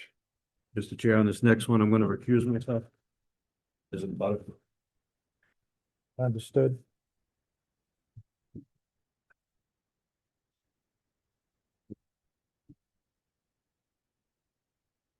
Next item is a grant of conservation restriction for Mount Grace Land Conservation Trust Incorporated. Hey, everybody. Hey, sir. Seth Kelly, with Mount Grace. And we're talking to you guys about a conservation restriction to be on buck chopes, Swift River retrievers at the end of kind of Old Pale Factory Road. It's kind of right near the end. It's on the south side. There were two lots before, about 120 acres. 80 something acres was sold off to the state for a wildlife management area. And the remaining 44 acres, he's going to maintain as his dog training facility. It's a really exciting project for Mount Grace because this is working lands, and usually working lands is farms. And this one we're trying to do a working lands so that we can maintain dog training kind of facility. It is a premier spot. If you do not know of Buck and the work that he does, it's pretty fantastic. And so what we've done for this conservation restriction is we're going to keep it the way it is. It's maintained. There's ponds there to really allow the retrievers to get into this. It will not be built upon. And so it'll, as much as possible, be maintained as a dog training facility. We cannot mandate what the action is going to be in the future, but we've done everything we can to make this as easy as possible to maintain in that. So it has now gone through the states. They have approved it for signatures. It came to the CONSCOM here. It was approved for that. And at this point, we're just looking for the final signatures from the select board so we can submit this one more time and get it approved by the state. So I know you guys have a ton of stuff that you've already done. So I'll entertain any questions or dig into anything more if you need it. Anybody have any questions? Yeah. What is the land currently being used for? That, so he uses it for Swift River Retrievers. So he just wants to maintain it as that. He's kind of in a spot where he's looking down the road a little bit saying, all right, I want to keep this sport alive, but I'm not always going to be the one who does it.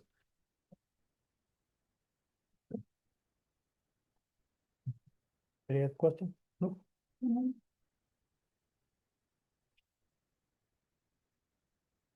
So at this time, I would move to approve the conservation restriction from Swift River Retrievers LLP to Mount Grace Land Conservation Trust, Inc. in the public interest pursuant to section 32 of chapter 184 of the Massachusetts General Laws, and for the board to sign. Second. Motion made and seconded. Any discussion on the motion? Hearing none on the motion, how would you vote, Mr. Toth? Yes. Ms. Culver? Yes. Ms. Graves? Yes. Mr. Bennett is a yes.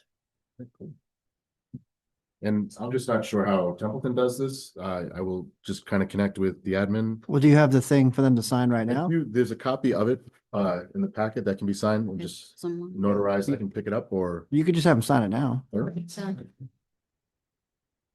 you have one without holes in Yeah. it? Just nasty. We touched all ours.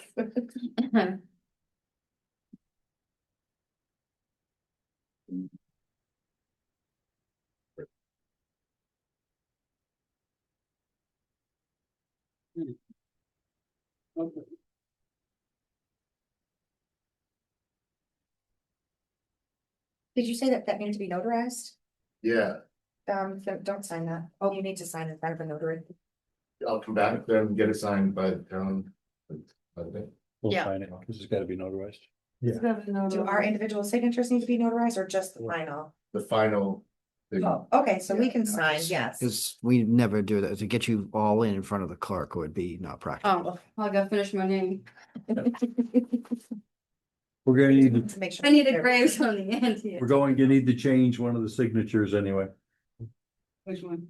Oh, yeah, now we gotta change another one too. This doesn't say your name. Oh, I would just cross it off and Oh, yeah, you could probably just do that, just Yep. print our name. You got any white out, James, in the office? I would just cross it out. And cross it out, she can write her name underneath and then she could sign it. Okay. That's fine.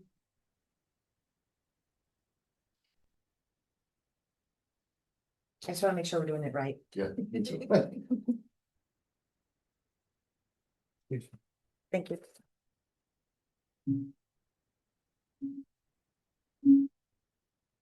You can pick anyone.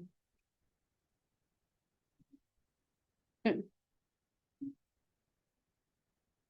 the issue? It does look like our signatures do need to be notarized. We've never done it that way. On the page prior to, everybody's signatures are notarized in each individual section. So here's what I'm gonna suggest the board do. I would suggest signing it and then we'll see what the notary, i.e. Carol, says about that. Okay. I am a notary.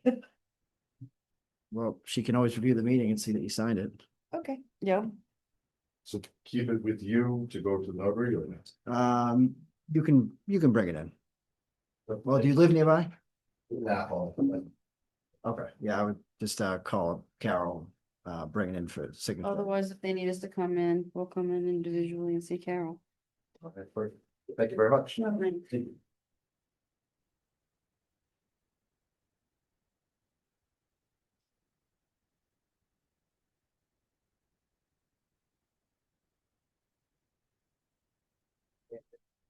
Get back to work, right? Okay.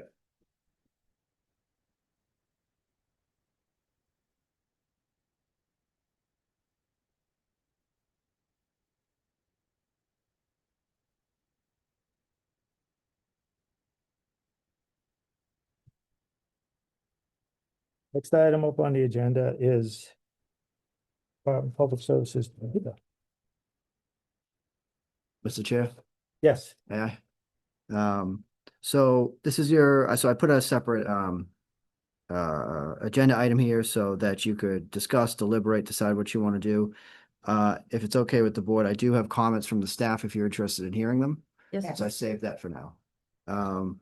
So in no particular order, these are the comments that I asked the staff to send me what was the most important stuff to them, what they thought stood out about him. And I got a pretty long list. His procurement in chapter 90 experience. So so you can tell by these comments a lot of what we talked about in the meeting, and we met for over an hour. And so we asked a lot of questions to get to know him. So procurement chapter 90 experience, ability to think critically and streamline services, because he had some examples of that. Data-driven approaches. He didn't mention it here, but he has a very data-driven way of managing capital and vehicle replacement. Well-versed in day-to-day functions, asked a lot of good questions of us, as I mentioned before. He asked a lot about the town, the budget, the staffing, even benefits. As you found out, MS4 knowledge and appeared to be comfortable with the subject matter. He showed an interest in Templeton residents. He had mentioned eating here with his wife last weekend. He went, I think he said Crows. He went to Crows. And he talked a lot about meeting with residents and being able to get on the street and meet with them. His temperament and leadership style seemed to fit Templeton. Manages a similar sized staff and expressed a willingness to learn, and finding people he can learn from. Or I think maybe that comment was meant. He has a lot of deep connections in the area as far as other public works directors. He's part of the Mass Highway Association. He has managed large projects and developed capital plans. Brings a fresh perspective, willingness to learn, and does not appear to be constrained by preconceived notions or entrenched management practices. Seem to be committed to implementing select board goals and priorities in a thoughtful and effective manner. Degree in civil engineering experience would be rather valuable to us. Mr. Bennett made that comment. I agree. What we just saw today with Barre Road and also Royalston Road. And some other things that I slipped my mind right now. We have engineering plans. Oh, Main Street Bridge. We have engineering plans that had someone with an engineering degree would be real useful to me to be able to look at what the professionals are doing, going, yeah, that makes sense. Comes highly recommended in the municipal space. The references I called were respected people in the area. The Lancaster town manager, who used to be the DPW director in Holden. The DPW director in Winchendon obviously was part of this. The DPW director in Sterling spoke highly of him as well. And I think I'm forgetting someone, but there was another. I think it was another director. No, it was the water and sewer superintendent in Holden was also spoke highly of him. I won't mention who and what, but we also extended feelers out to other people who we knew him. So some chiefs in the area, for example, and they also spoke highly of him. And he comes across personal with characteristics of a team player. So those were some of the highlights from the staff. Very nice.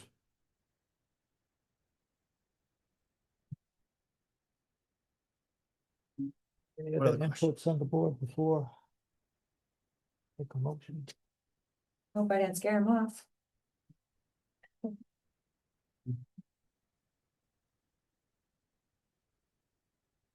At this time, I would move to appoint Kristen Warrenville to the position of the Public Services Director, to enter into an employment contract between the town of Templeton and Mr. de Morinville, and to allow the town administrator to negotiate a draft contract with Mr. de Morinville for the select board's ultimate review and approval. Second.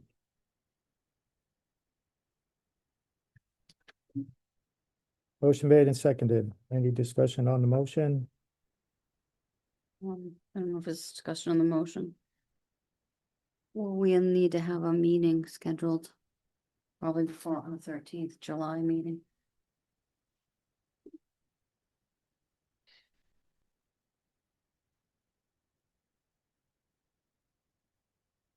Anything further? So on the motion, how would you vote, Mr. May? Yes. Mr. Toth? Yes. Ms. Culver? Yes. Ms. Graves? Yes. Mr. Bennett is yes.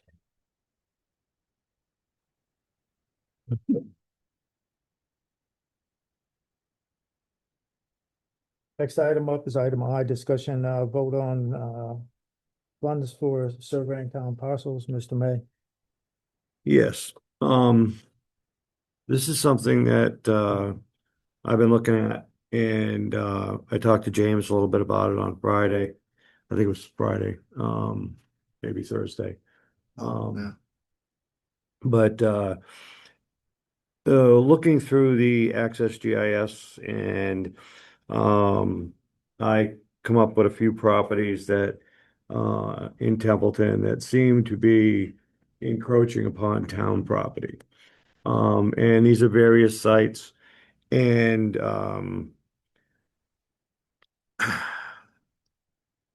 it's been from, let's say, from over the years, I've noticed on a couple of these sites that they've increased. And I believe they were in town property or using town property, and now it's pretty obvious. So what I would somewhat propose is that we have, let's say, Justice review those properties, and then if we have any extra monies at the end of the year that we could expend on doing some surveys of the borders, which in my mind would be, in most of these cases, would be single line boundaries that would be finding. We wouldn't be doing a complete survey of the whole, let's say, block of town property to verify that these people are inside or outside of it. But we could do line, which is significantly cheaper, especially if the plans are on file. And I think that's a place we should start on these, because it seems to just be increasing. And like I said, there's about 6 or 7 properties that I found that fit this, and it is we could start with any of them if possible, but I think it's something we need to address. And that's basically my thought.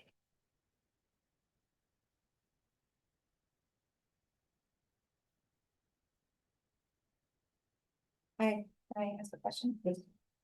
I understand what you're saying, town land and people encroaching on it and things of that sort.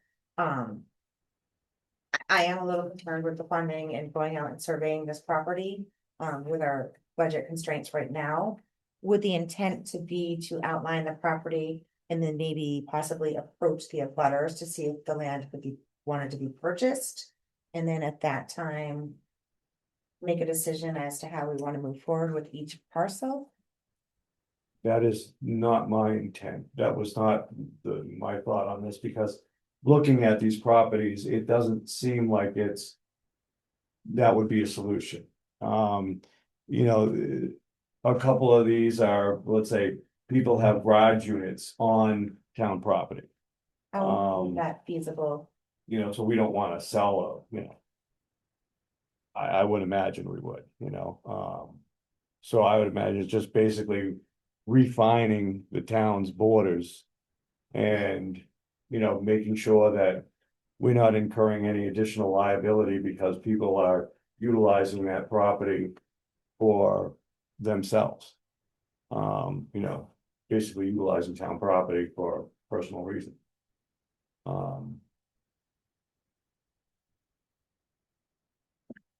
That's all. That was my only thought.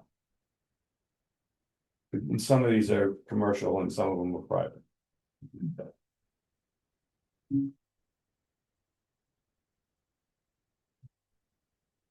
Anything other input from board members? You looking for a vote this evening or just? Well, I'd be, if anything, right at the moment, I think I'd be looking for a vote to put this to the assessor's office so that he can review the boundaries and see if he concurs with my impressions. Mr. May, do you have a list of properties that you'd be able to provide when? Yes, I do. Oh, okay. I just didn't want to make them public until, you know. Yep. They're verified. And just as a citizen, if I may, I don't know, maybe we could find these people. No, sir, I'm sorry. That's okay. I'll just throw out there for you to consider. If you could find these people, if they are violating it, get some money out of the town.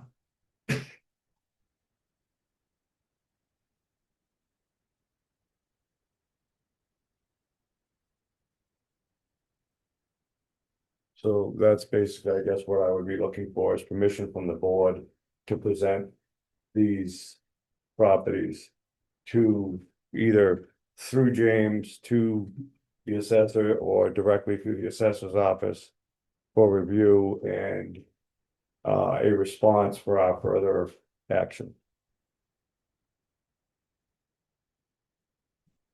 Would this have a time frame?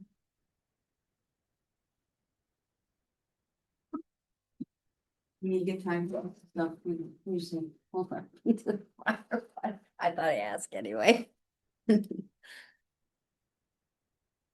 Well, I, as far as the time frame goes, I would suppose that it would be nice to do prior to the end of the year so that we can utilize these funds.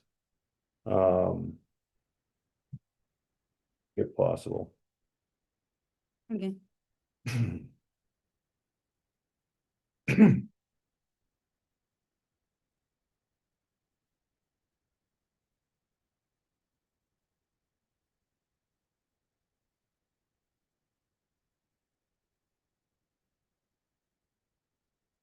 So I will make a motion, that the board requests the deputy assessor to check boundary lines of the property list, provided from Mr. May to the town administrator.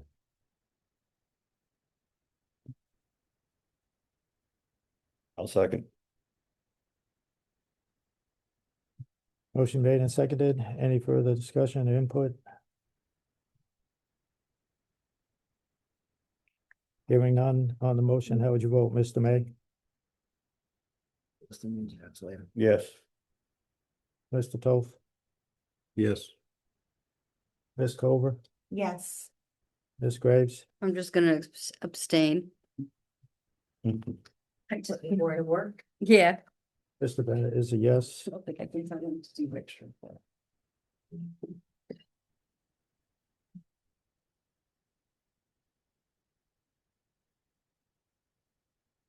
And I'll supply that to you either tonight or tomorrow, Jane. Thank you, Mr. May.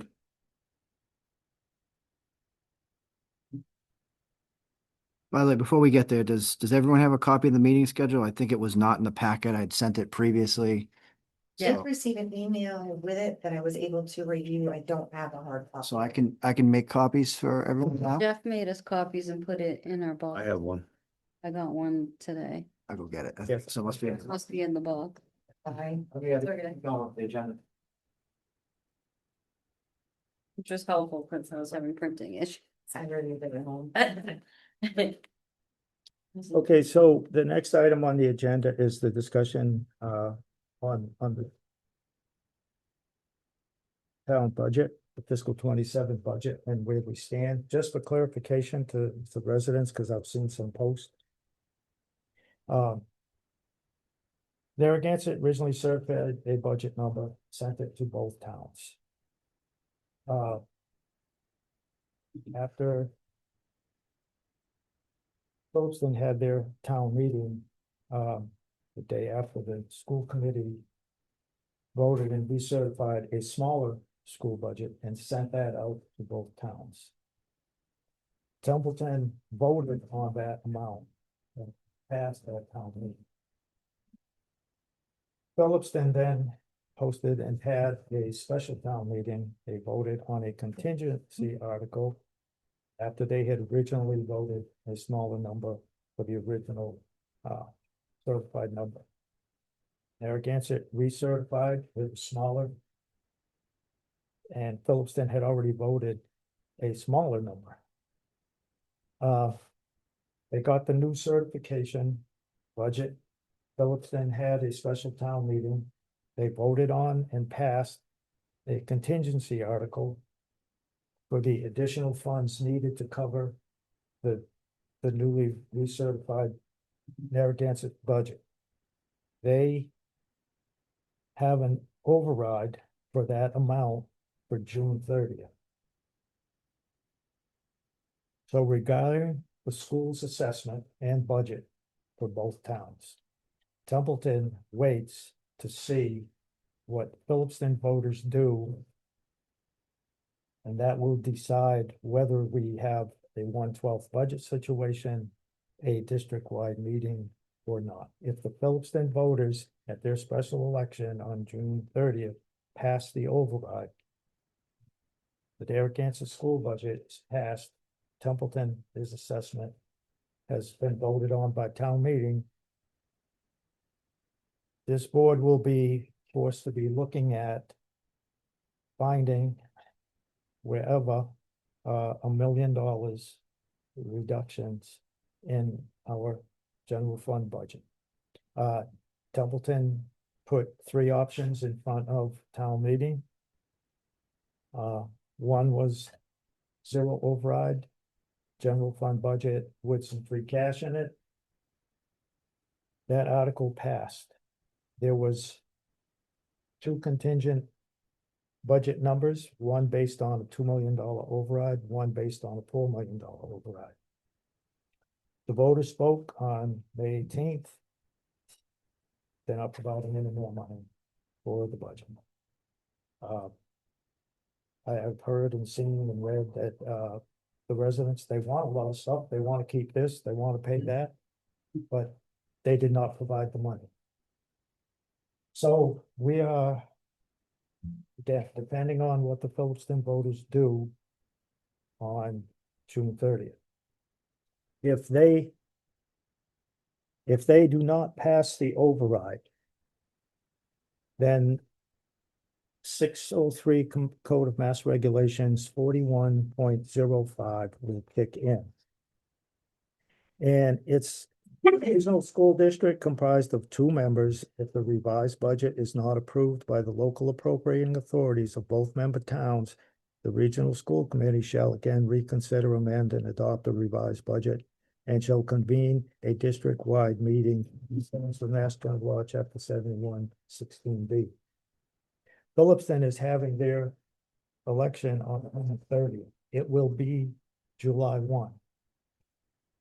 If there's no school budget by July 1, according to code, that will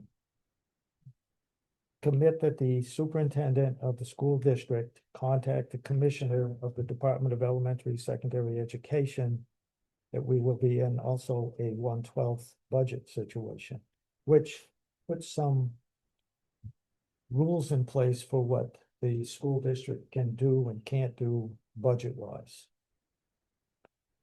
At the same time, we will be, and if the district-wide meeting, which is basically a big town meeting of the voters of Phillipston and the voters of Templeton, would meet probably in the auditorium at the high school, and the school committee, and they will present the budget with whichever number that they come up with. They can leave it the same, they can increase it, they can decrease it. The voters at that meeting will get a chance to vote on that budget. If it passes, the school has a budget and we have a lot of work to do. If it fails, there'll be another district-wide meeting. That will go until either the district-wide meeting approves a budget or December 1, in which case the school district will have to again notify the commissioner of DESI, and they will take over the budget for the school district, and they will have control of the budget until the end of the fiscal year, or if a school budget is agreed upon. In the 1/12 budget scenario, the Commissioner Desi has a choice. He can either have a 1/12 budget where you pay monthly by the previous year's voted school budget, or a higher amount that he so chooses. The last time we went down this road with a 1/12 budget, Desi chose school budget that we were in disagreement with. It was the higher amount. That is how things go. With regards to our budget, if Phillipston passes in their override, the school budget, we have to find $1 million. That means the police and the fire and the DPW highway person and the building and grounds and all the other cuts we have done, we will need to do additional cuts in the budget. As far as just going after the non-union employees, which is low-hanging fruit, it's been done in the past. If you think that newly certified town accountant, she was here tonight, a town collector, she's working towards being a certified town treasurer, is going to take a cut in pay and hours, which affects your vacation and retirement, all of that. There are towns that are looking for those same exact people, paying more than those people are currently making right now.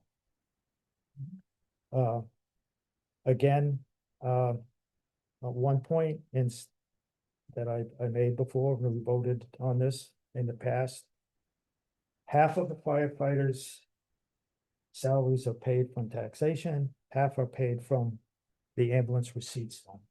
I made the point of saying, okay, we need to take the taxation money to get our budget to work.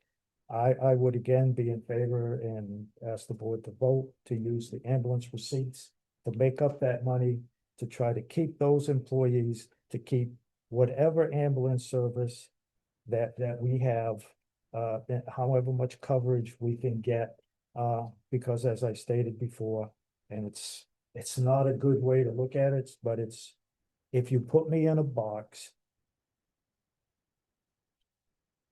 you go to a fire or you go for an ambulance who makes the call? If your house burns down, it's bad, but most of the stuff in the house can be replaced. Someone's life cannot be. So I would, again, if we get in that situation, I would push for using the ambulance receipts. I know we looked at them and we're not sure if there'd be enough money there to try to do that for the whole year. But I would do it and watch the budget, have the chief, buy stuff that you need, to necessarily buy stuff you want out of the ambulance receipts to keep that ambulance running. It's too important. And on a second front, as we did with the Main Street Bridge, and I've looked at the numbers and, yes, they were in favor of no, by a lot. But the last time that we had a successful override was in 2018. The town administrator at that time, and again, the messaging and the information that got put out there was not the best. It almost seems like people were not paying attention to the number of budget meetings that we had and we discussed and talked about. If the override doesn't pass, this is the things that we are going to cut and eliminate.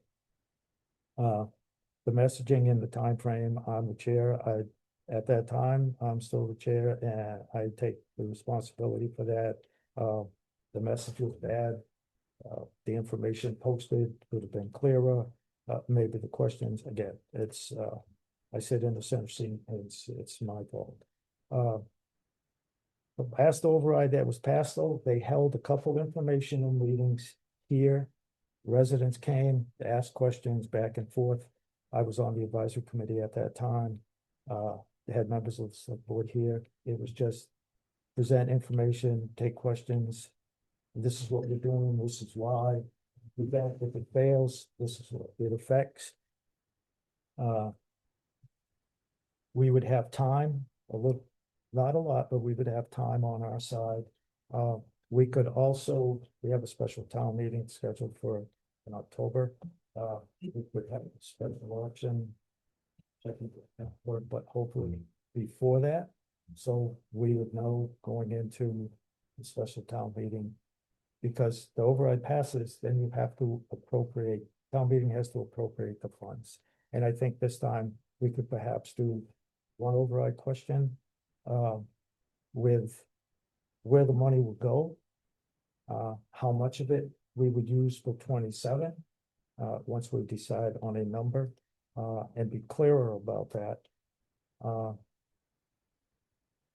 Mr. Chair, can I ask a question? Yes. The question is, when we go into July 1st and we start spending the money, will we be freezing it or are we going to spend it? Because once you start taking money for employees, that will change your dynamics of your layoffs. So if you're taking the money out of the pot, you could be doing 3 people instead of, if you were to do it now, it could be 1 or 2 people.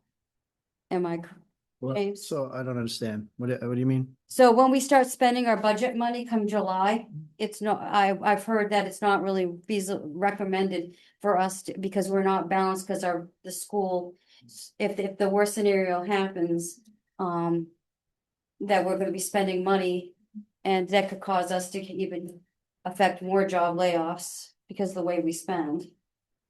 That's an interesting question. So the layoffs, unfortunately, are already happening. Everyone's received their notice because I had to do the humane thing and give them time to seek other I'm employment. talking about the new ones that if Oh, God forbid, Phillipston, okay. yes.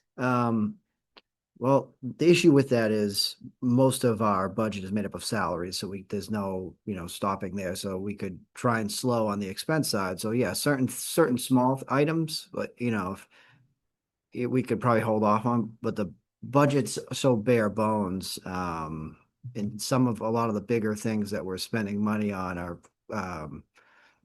like the amount we have to pay for property casualty insurance, or the amount we have to pay for like the Vadar accounting system. Those are, like the software the police has, those bills come due, we have to pay them. Yeah. We could do our best to slow spending on non, emergency things, but people need pens, they need pens. If they need paper, they need paper, but Does the accountant have any, legal or any, has she given any info on any recommendations as we go into this? I mean, it's really a board decision. Well, I'd really like to know about the expert. She's the expert, she's the accountant.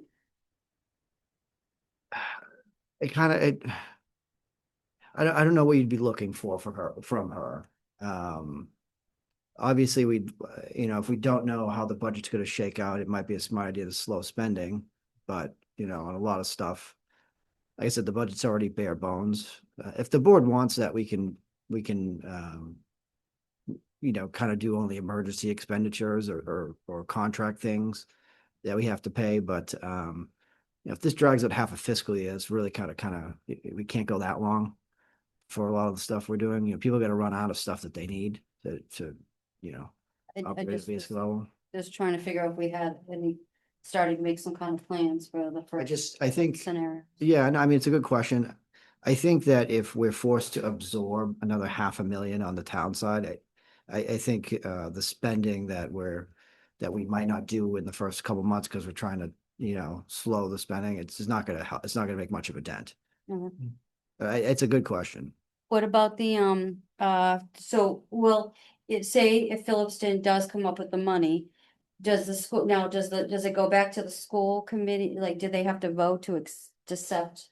So if Philson comes up with the money, we already voted a town meeting to accept that. Okay, So we'd have to go to town meeting, balance our budget, which means we'd have to find revenue or cut the budget.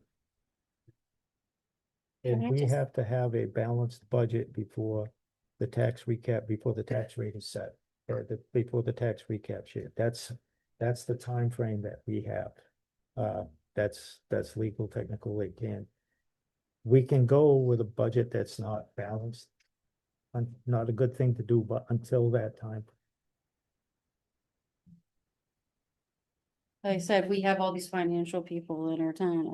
We hadn't heard from the accountant. And, you know, And I think that, again, the time that we had to spend on the budget to find the million plus that we did, or thereabouts,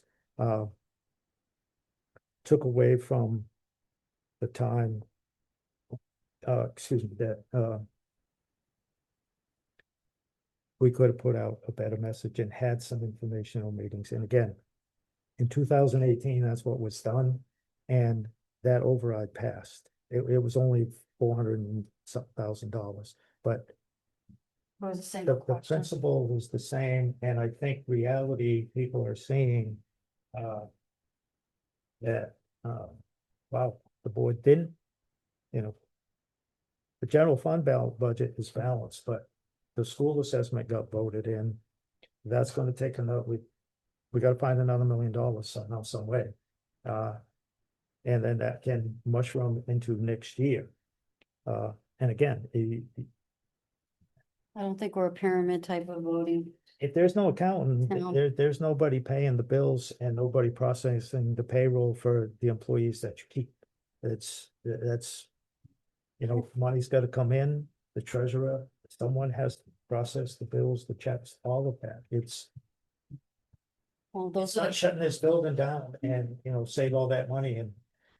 Well- Well, I'll just comment on that, because I know April has a comment. well, I was just gonna say, a crucial, and even the police and the fire will tell you, the crucial workers are is your accountant, your treasurer, and your assessors. Those three are the crucial jobs.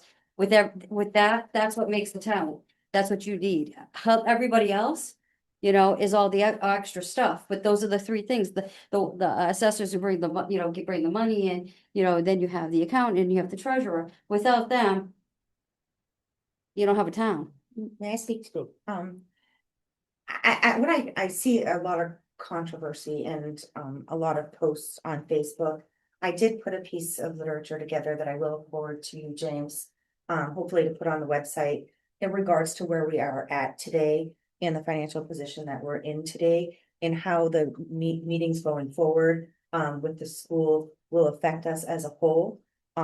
One of the major things is I need everybody to understand that we did have a balanced budget at one point with a zero override. Granted, there were some layoffs in which James just spoke to that were going to transpire. But since the school's number was changed on the floor and voted by Templeton, that's the pickle that we're in.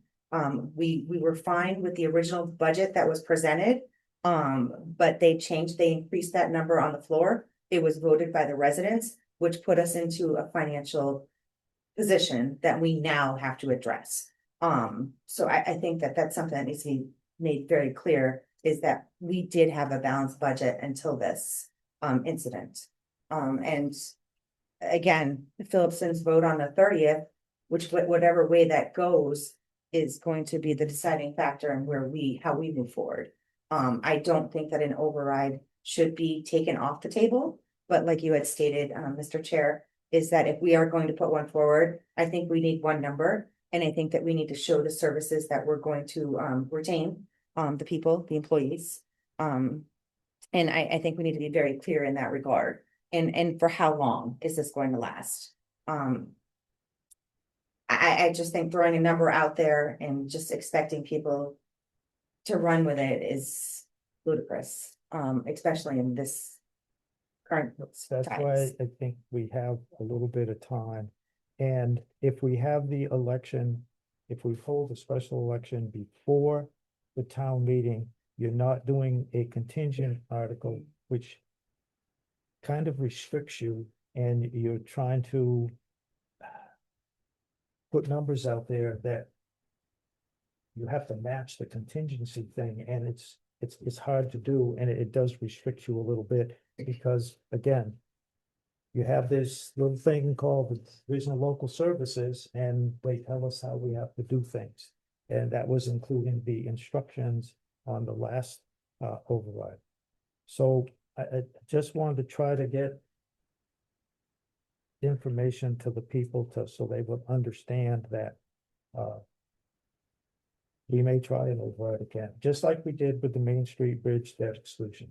And if the numbers come back, the votes come back the way they are, then, yeah, okay, we're done. But understand, and this is where we have some time, the messaging, understand, if you say no to providing more money, you can't keep all of the stuff that you seem to want.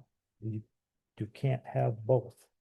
You can't have all the stuff without providing the funds. And we've got to take care of ourselves. Yes, we can talk to the state and do all kinds of things that way and try to get things. And I know the talk is out there, talking with Senator Durant. He goes through his office, all those things, and I was talking with him and they're catching it. I actually met, Bob and I met with him today, which was great. And we did talk about the budget. We did talk about the police union's concerns. We talked about the fire union's concerns and, you know, them putting the information out on Facebook to make the residents aware of the position that we're in. In talking with the senator, you know, I didn't expect him to come and write a blank check. But I did want him to realize the hardship on our community in regards to the funding formulas and the lack of funding coming to central and western Massachusetts.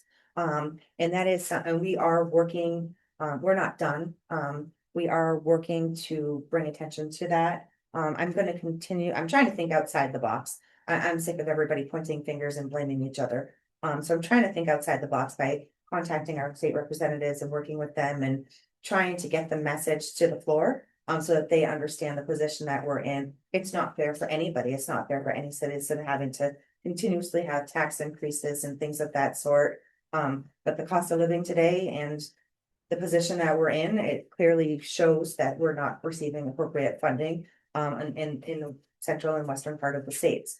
So I do want residents to know, I have written emails to the senator. He was quick to respond. They're going to be coming for a meeting in July 13th for the public again here at 11:30 in this particular room. I met with him today. We have, you know, a couple of other meetings that we're going to be talking about stuff and try and bring attention to the funding shortages.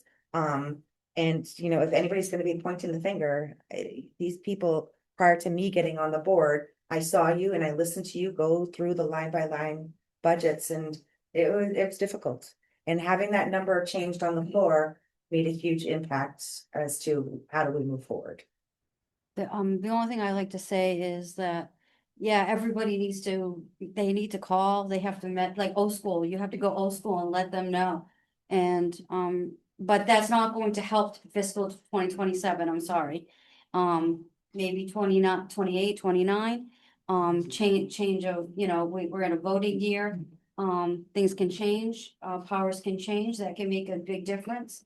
Yeah, everybody should definitely voters. I mean, we haven't seen that in a long time in Massachusetts where people used to flood the phone lines and used to flood the email boxes and just the snail mail to our leaders and stuff to tell them. And you're not seeing a lot of the public standing up and saying it on this side.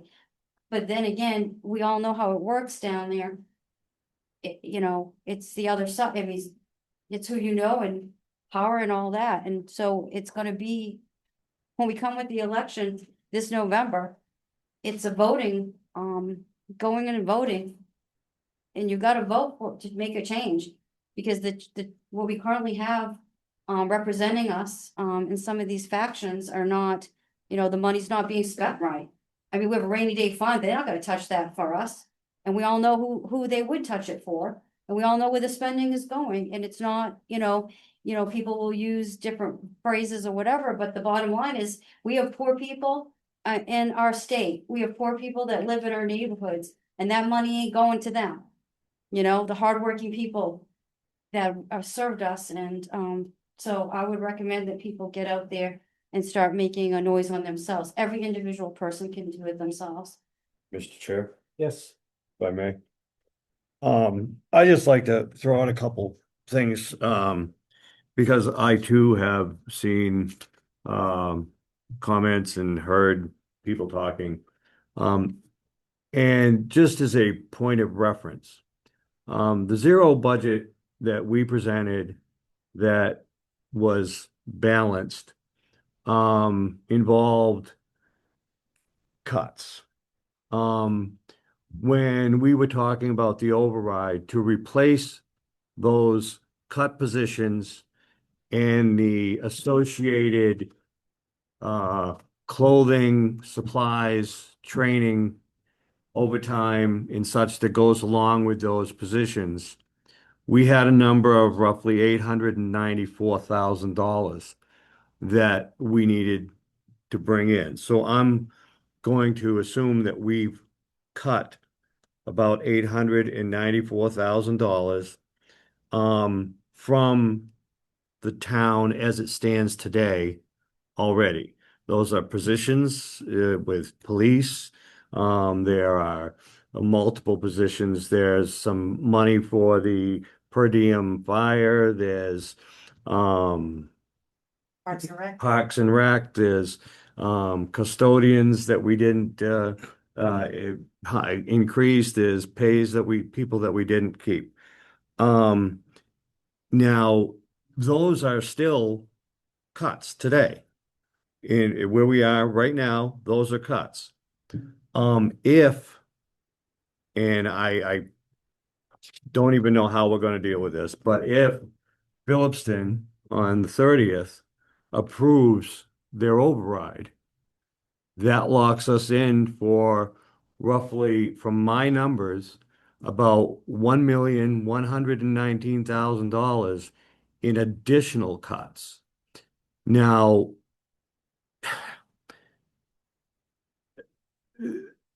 in town, and this is, again, I'm going to say these are my numbers. Looking at police, fire, DPW, buildings and grounds, we have about $3.8 million in those budgets. Looking at the town hall, senior center, buildings and grounds, veteran services and the like, we have about 1.8. So that's $5.6 million roughly that we have in those departments. And we have to cut 1.1 million. That's roughly 1 in 5 people potentially across the board. If people are thinking this $894,000 cut that we have now is ugly, this is going to be real ugly if this goes through. And like April was saying, we spoke to the senator today. There's nothing coming from the state to speak of. You know, we might end up with some change, you know, here and there if we can maneuver things, but nothing of any significance. So I just want people to be aware that adding the $1.1 million at town meeting, I consider was a bad move. And it stuck us in a position. I understand the intent behind it, but the numbers are just not there. And there is no money. And nobody's going to come save us. There's no angel out there that's going to come in and drop money in our pockets. We are just going to have to make deeper and deeper cuts. And that's going to hurt a lot of town employees. And I'm not allowed to speak, but not for nothing. There was not one member of the select board or the advisory board that stood up at town meeting and said, just so everybody is clear, Sir, if you vote this budget and this budget, you're gonna be $1.3 million short. we don't take him. I'm not making a comment to you. I am just speaking out loud and you can remove me if you want. I'm just speaking out loud. There was a number on the floor by a resident, Okay, a lower number. so I'm gonna wrap this They up. explained it. I'm gonna wrap this I up. agree with you. You did. Nobody but People. explained it. This is why we vote you. Okay, sir, you're Stop, interrupting me. stop. I need you to stop, please. No one speaks at a public meeting without relief of the chair, or you'll be asked to leave. I don't want to do that. So the governor's budget back in January, which is called House One. All aid. Unrestricted general government aids for the public libraries, veterans benefits, everything total $2,124,969. The House version is $2,094,563. The Senate version, right now, I got this Friday. From the cherry sheets, the latest is, the Senate is $2,157,611. So they're all pretty much, they're not that far apart, so. And then when that goes into committee, what you see is probably about what the governor's budget was, House One. Thereabouts, it's some change maybe here or there, but what's there, that's what we're gonna get, so we gotta find $1 million somewhere, somehow. And it's not gonna be fun, and it's not gonna be pretty. So that's the end of new business. We have one item that's tabled, and that was our meeting schedule. It has our meeting dates, what we discussed on as far as when we open up the special town meeting warrant in August, approve the warrant in the September, the special town meeting on October 21st, the tax classification hearing.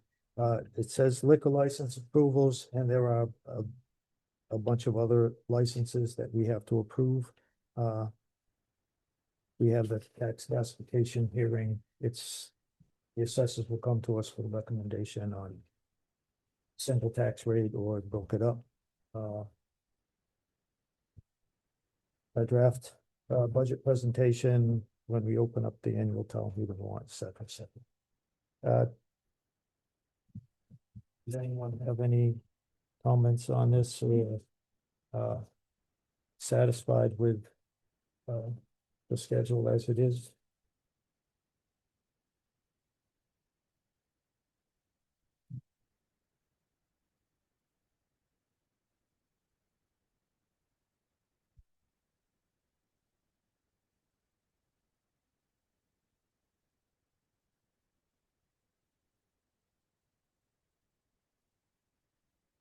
This time I would make a motion to, for the board to approve the fiscal 27 select board meeting schedule as presented. Second. Motion made and seconded. Any discussion? Hearing none on the motion, how would you vote, Mr. May? Yes. Mr. Toth? Yes. Ms. Culver? Yes. Ms. Graves? Yes. Mr. Bennett is a yes.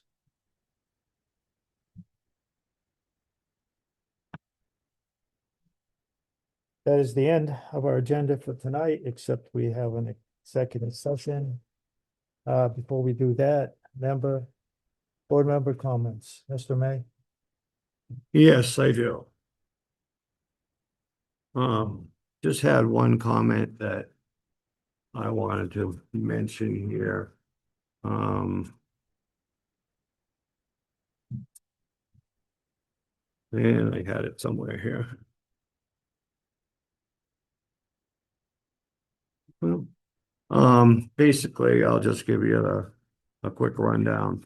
There was a post earlier this week, and it was from the Templeton Fire Union.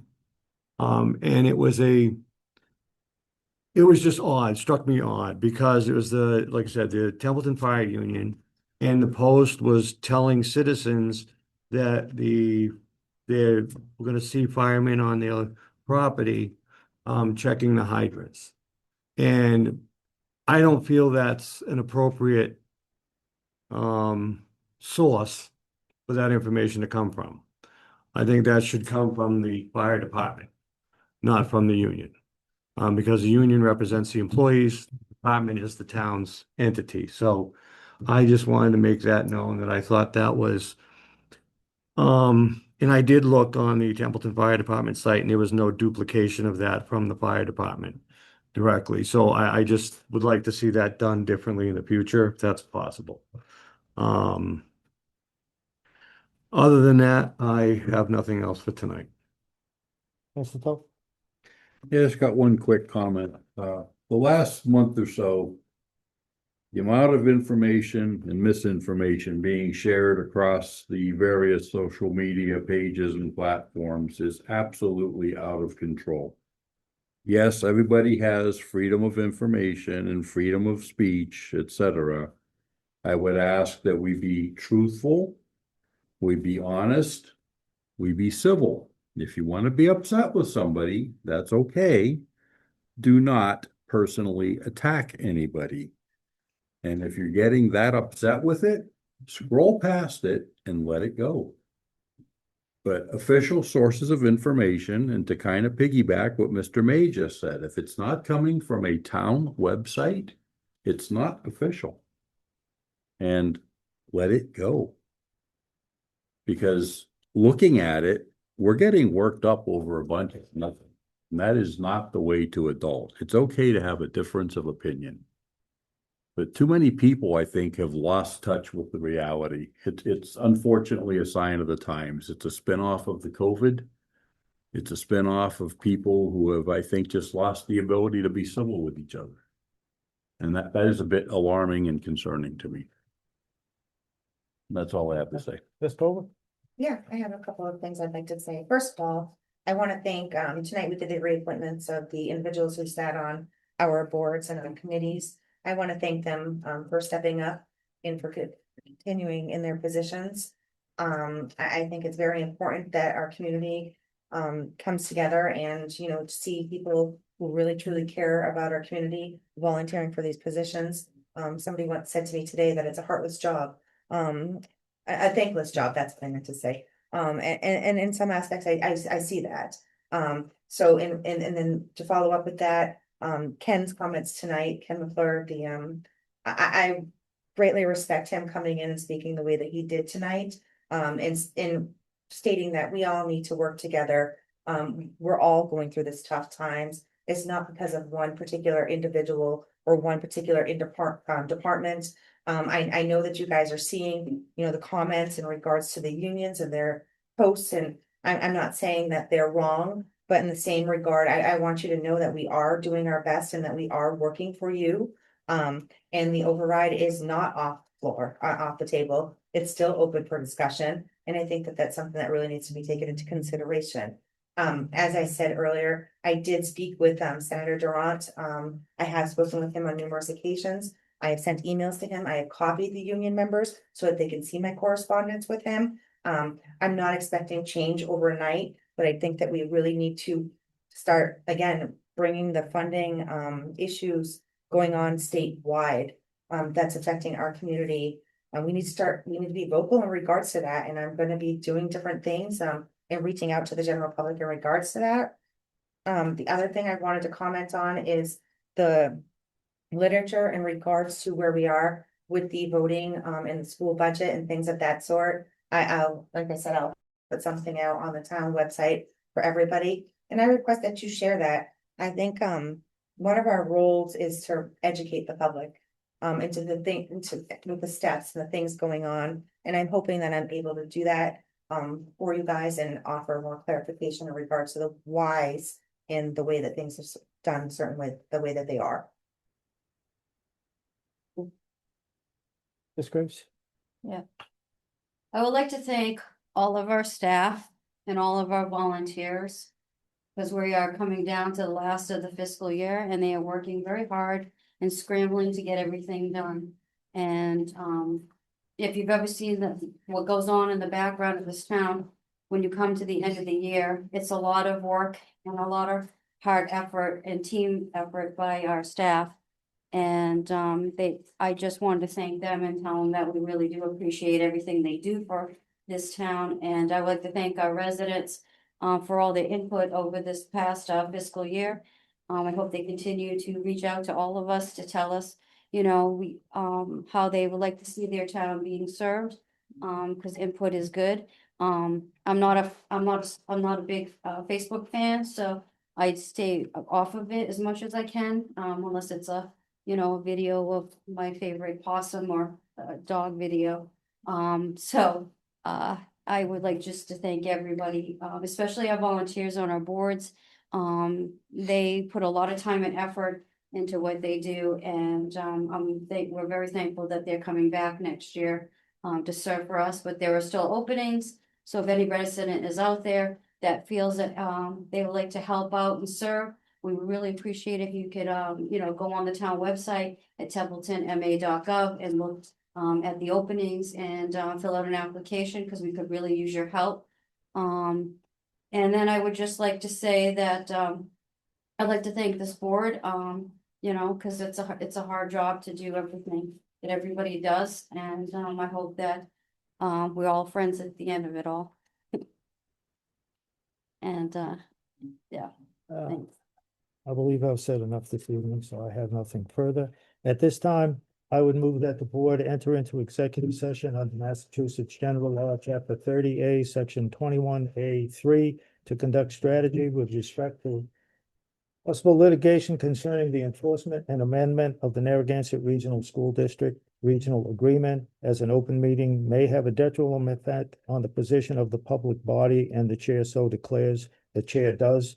The board invites Ms. Donna Brewer and Ms. Ryan Holmquist to join the executive session. The board will not return to open session. Second. Motion made and seconded. Any discussion on the motion? How would you vote? Mr. May? Yes. Mr. Toth? Yes. Ms. Culver? Yes. Ms. Graves? Yes. Mr. Bennett is a yes. Good night, everybody. Good night. Thanks for coming, gentlemen.